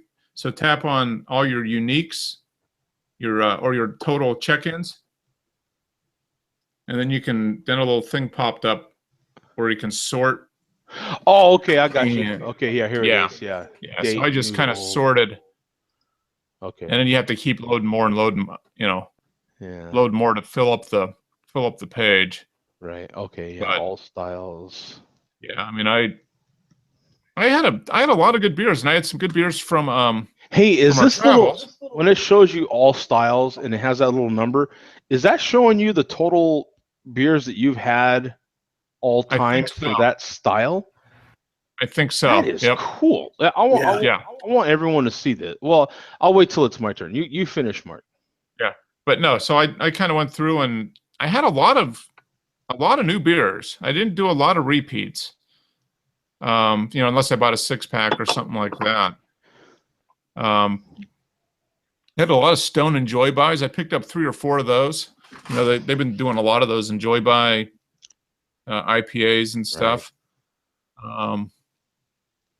Yeah, I mean, it's been a pretty good. I did a lot of Wicked Weed this year, which I hadn't done. A lot of that Wicked Weed this year that I hadn't done in the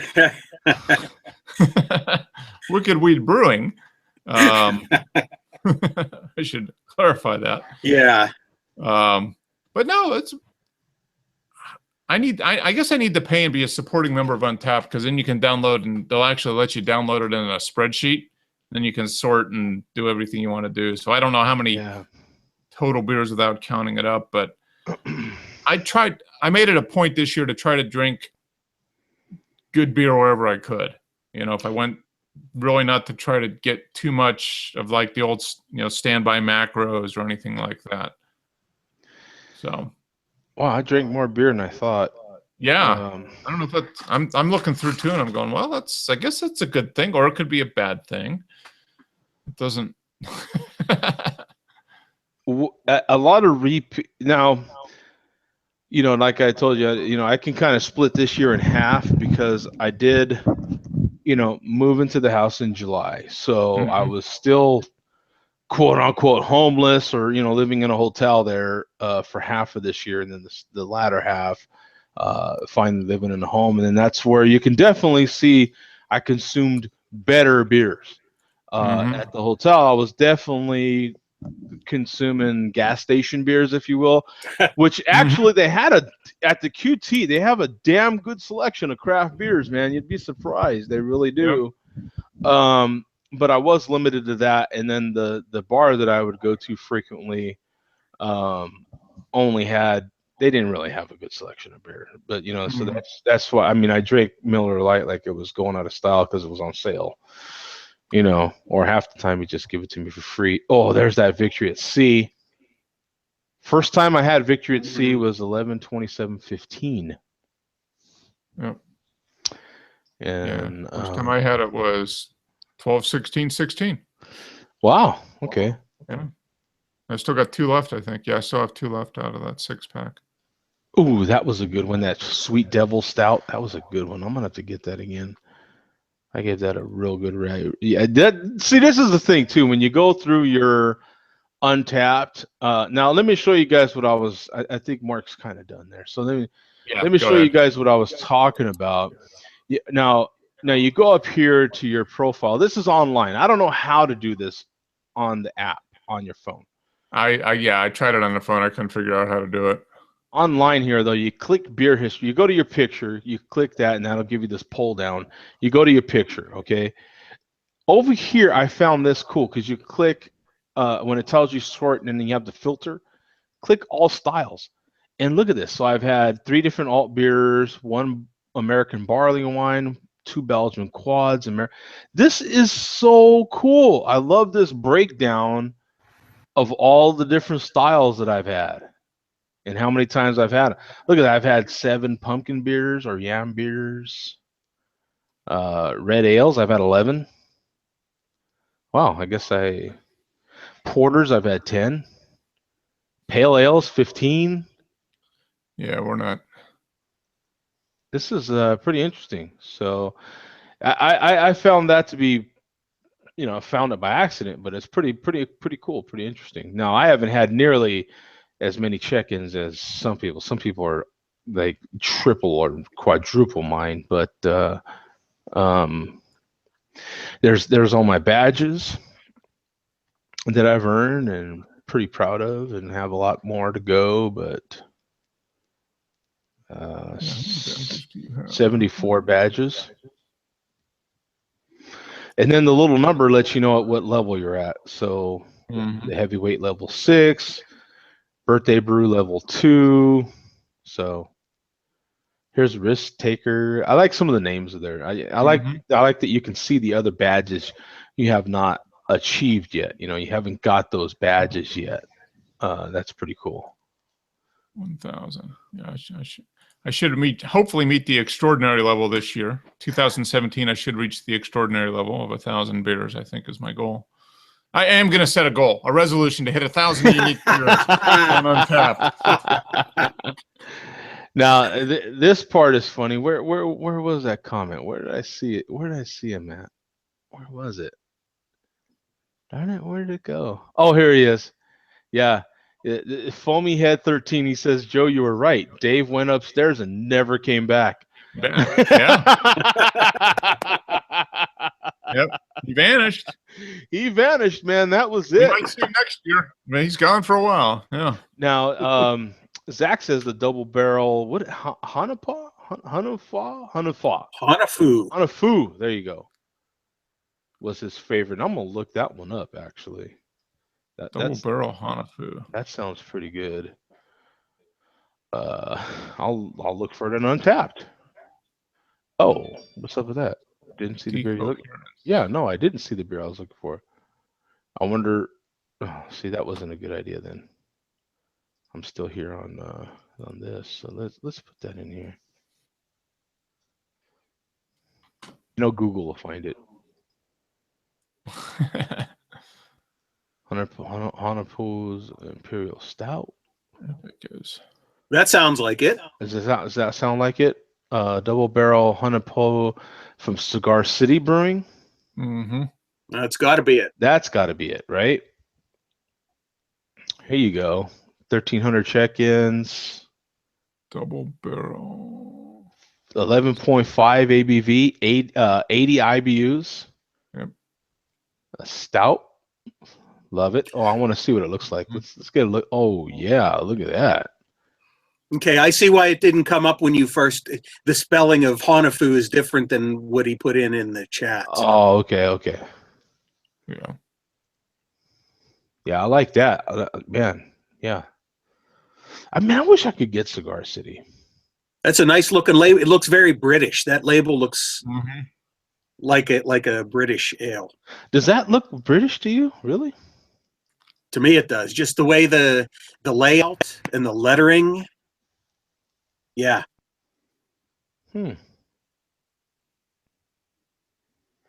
That's cool, man. So that was definitely Zach's. I mean, I bet you that would be one of my favorites too. Double barrel Hanafu,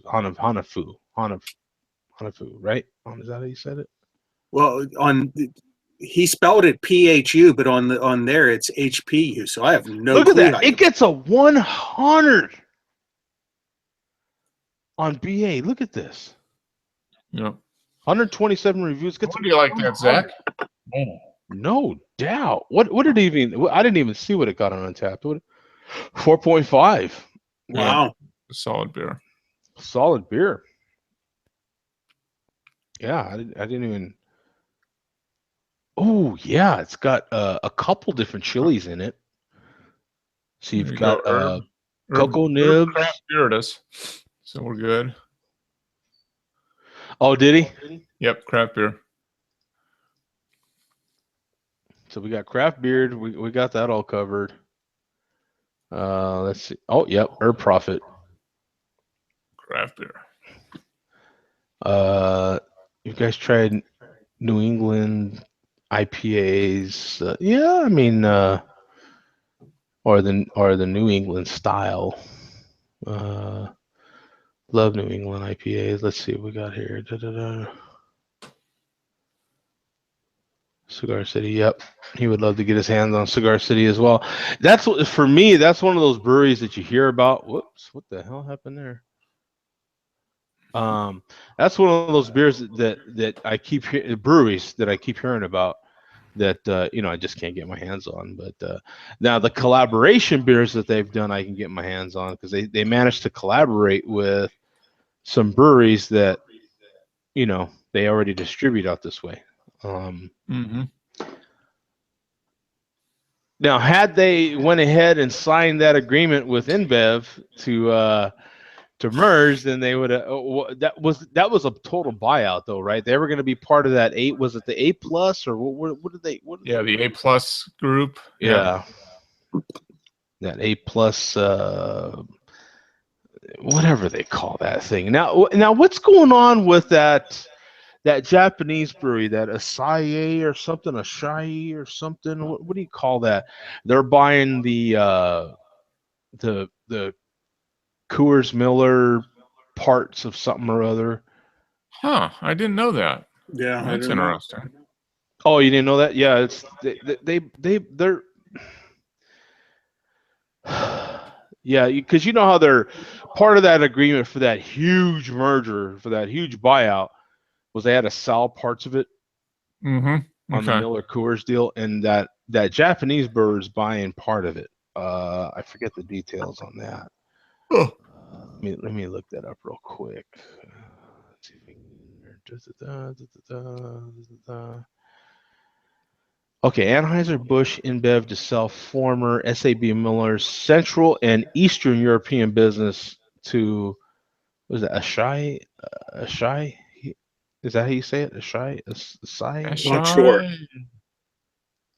Something like that. I can never get it right. You know what I'm saying? But that's the piece right here, and it's an older piece actually. It was at least 14 days ago, but they're pleased to announce that it entered into a binding agreement with that brewery there to sell the businesses formerly known as SAB Miller Limited in Portland, the Czech Republic. All those different countries that it has listed there for an agreed enterprise value of 7.3 billion euro. Dude, damn, that's a lot of money, man. Wow, isn't that crazy that beer can make that much money where they can make these kind of deals? I mean, even if it is big beer, $7.3 billion. How do you? That's a lot of six packs. That's only like 20 if you buy them in Pennsylvania. That's crazy. Yeah. When you hear about these deals that these ball players make and stuff, and guaranteed money here and there and all that, you're like, how do you say that without giggling? You know what I'm saying? Yeah, I want you to guarantee me $35 million a year. Like, how do you do that with a straight face? You know what I'm? You got to have people that do that for you, right? Because you can't possibly. Now, how do you? I can't even imagine how big that table has got to be where you sit at to make a $7.3 billion in euros. That's even way more money than than dollars, right? Is the euro more than a dollar right now? Actually, it's less now. Is it less? Oh, Good time to go to Europe. a good time to go to Europe. Exactly. Yeah, but 7.3 billion, still a whole hell of a lot of euros, man. That's a lot of money, man. Wow. I would just love to be a fly on the wall just to see how those sort of deals even get agreed to. I mean, all the technicalities that go into a deal like that have got to be mind blowing. That's why the guys that make those deals get paid millions of dollars, right? I can't even imagine. Here's a beer that's a collaboration, and whoops. Now, see, normally I'd be going to work, and that's my go to work alarm right there. So, go to work.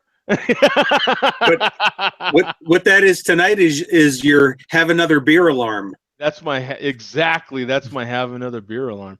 I thought this article was interesting, even though it's a little old now. It's 14 days, but it is a collaboration between Barcade and Schmaltz, right?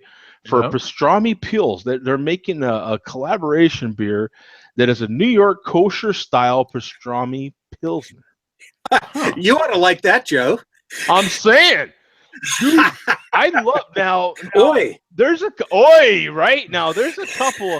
I grew up with pastrami. Now I didn't grow up with the Jewish form of pastrami, though. I grew up with LA pastrami's. California pastrami's are a much different thing, and I much prefer them over the East Coast version of pastrami or a deli pastrami, right? I love a good California pastrami, and they are much different. They're different animals. But a pastrami, nonetheless, I find that to be a fascinating beer, don't you? Mm-hmm. Have you heard of any of these breweries something that you guys have had?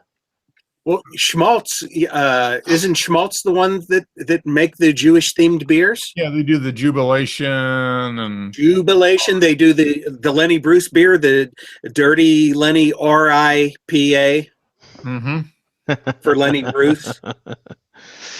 Yeah, they specialize in Jewish themed labels and names for their beers. Now they're saying they give a nice description here. Whoops.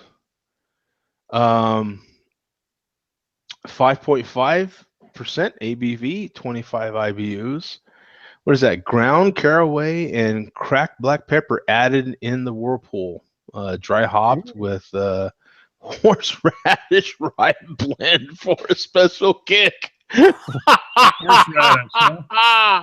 Wow. Now, see, I am not used to horseradish on a pastrami. That's gonna be like kind of like a peppery chili beer or something. Yeah, that's gonna be interesting. Or rye. I am not used to. I don't like rye. I'm not a as far as a bread. I'm not a rye bread fan at all. Horseradish rye blend. Rye, I could see in a beer, but Yeah. Oh yeah. But yeah, I found that to be an interesting beer as well. I mean that would have to pair with a pastrami, right? Like you'd have to, I don't know if you caught that at the lower right-hand part of that ad there.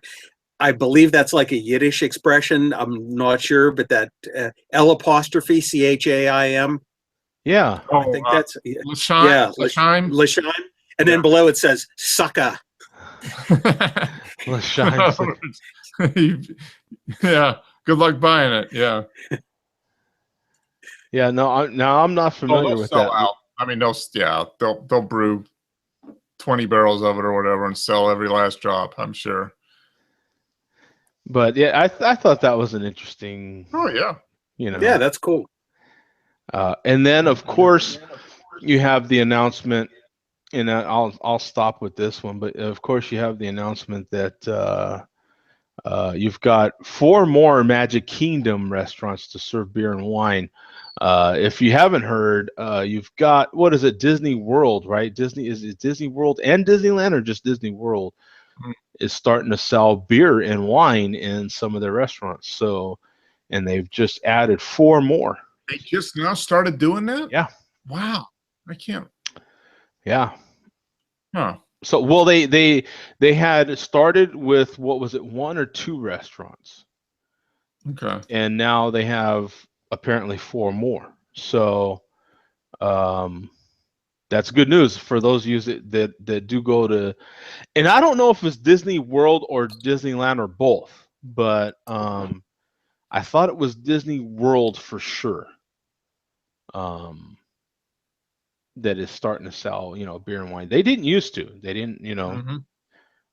they didn't want, you to have an excuse for, especially at Disney World, having bad judgment when you let your kids go swim in the pond and the alligator gets them. So, Yeah. they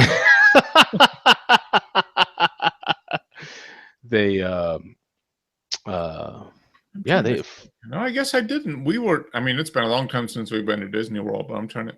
I guess, and we ate at a few different restaurants, but we never did have anything to drink while we were on Disney. yeah. Yeah. That's And I been seem to remember I was upset about that. Like, why can't I get a beer with this overpriced food? damn it. Why can't I get an overpriced Yeah. beer with this overpriced food? Damn it. Yeah. I'm in the magical. I wanted him in the Magic Kingdom. I'm in the Magic Kingdom. I'm not feeling magical. Hello, there's no tinsel coming off of me. Come on, Give me a good beer, and I'll feel slightly more magical. Yeah, exactly.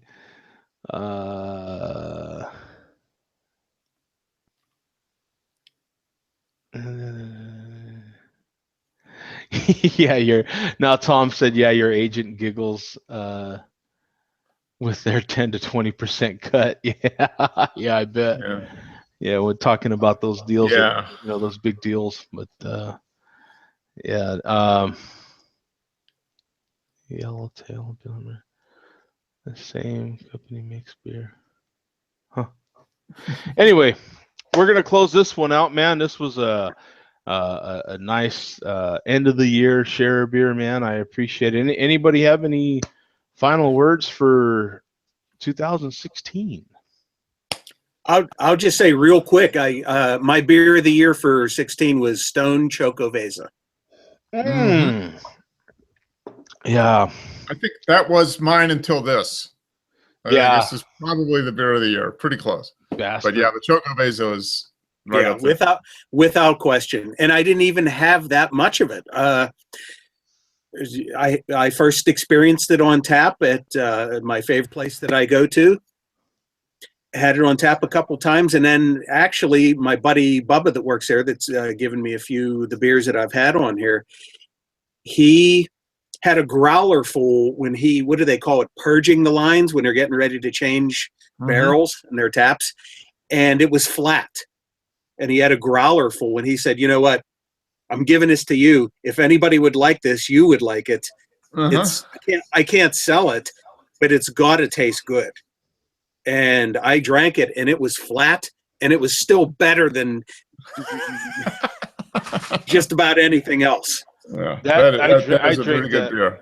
That's one of their That's best one of beers. those beers I was so glad I got a 6-pack of. It was that beer was so good. It really is. I got a 6-pack too, and I ended up giving 4 of them away because I wanted to turn other people onto it. Right. Yeah. No. So and sometimes that's a perfect thing to do.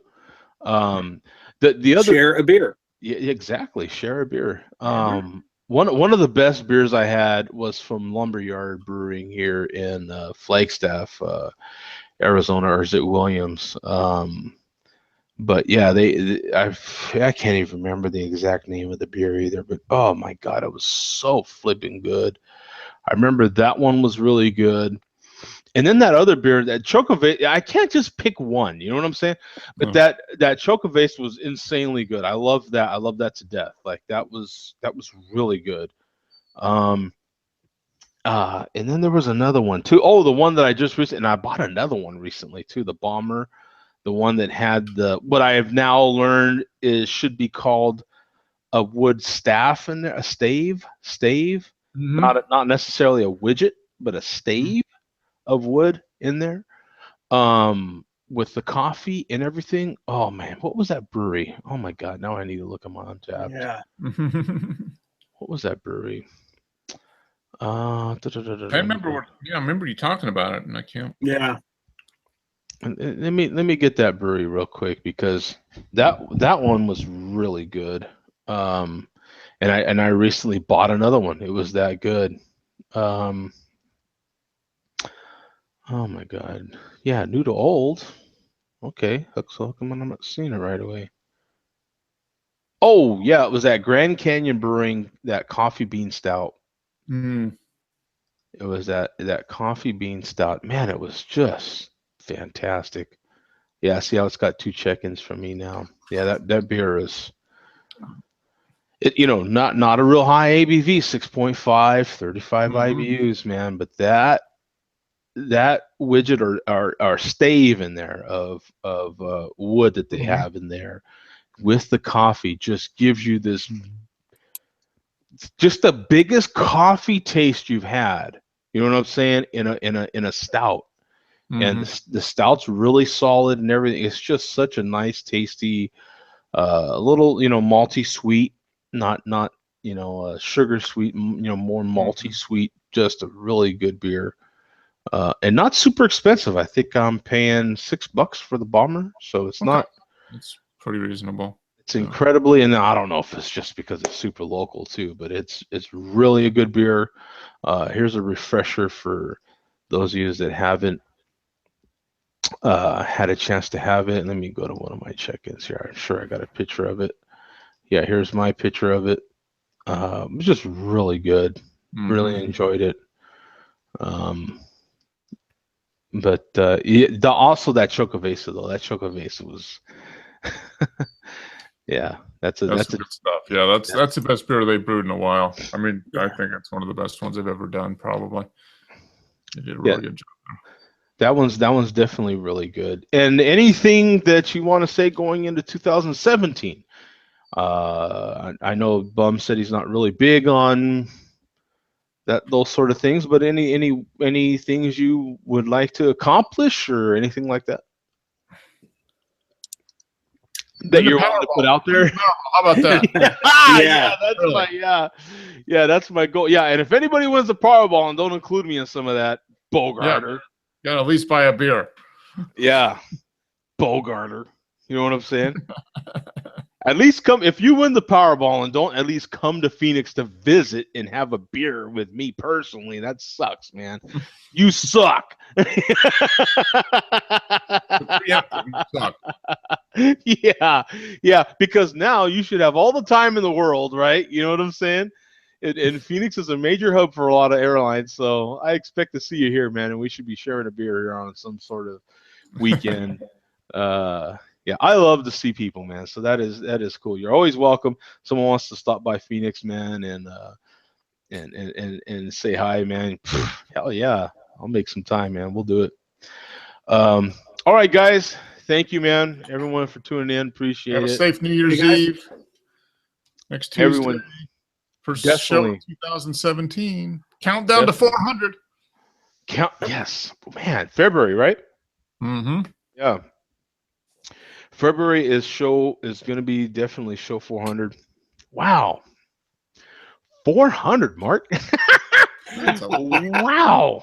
I'm ashamed to say I've been involved in like 392 of them. I don't know what's going on. Wow, man. Hey, at least I got something to put on my gravestone. Right. Yeah, I was in 300 X number of share beers. Exactly.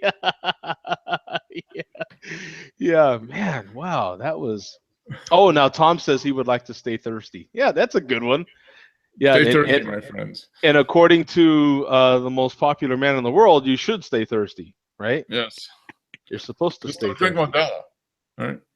Well, according to the most popular man in the world 1.0, you're supposed to stay thirsty, right? Because now we have a 2.0 version. So, okay, guys, thank you very much, man. You guys enjoy your New Year's Eve safely. And, I'll be home. Uber is your friend if you're going out. Yes, that's for sure.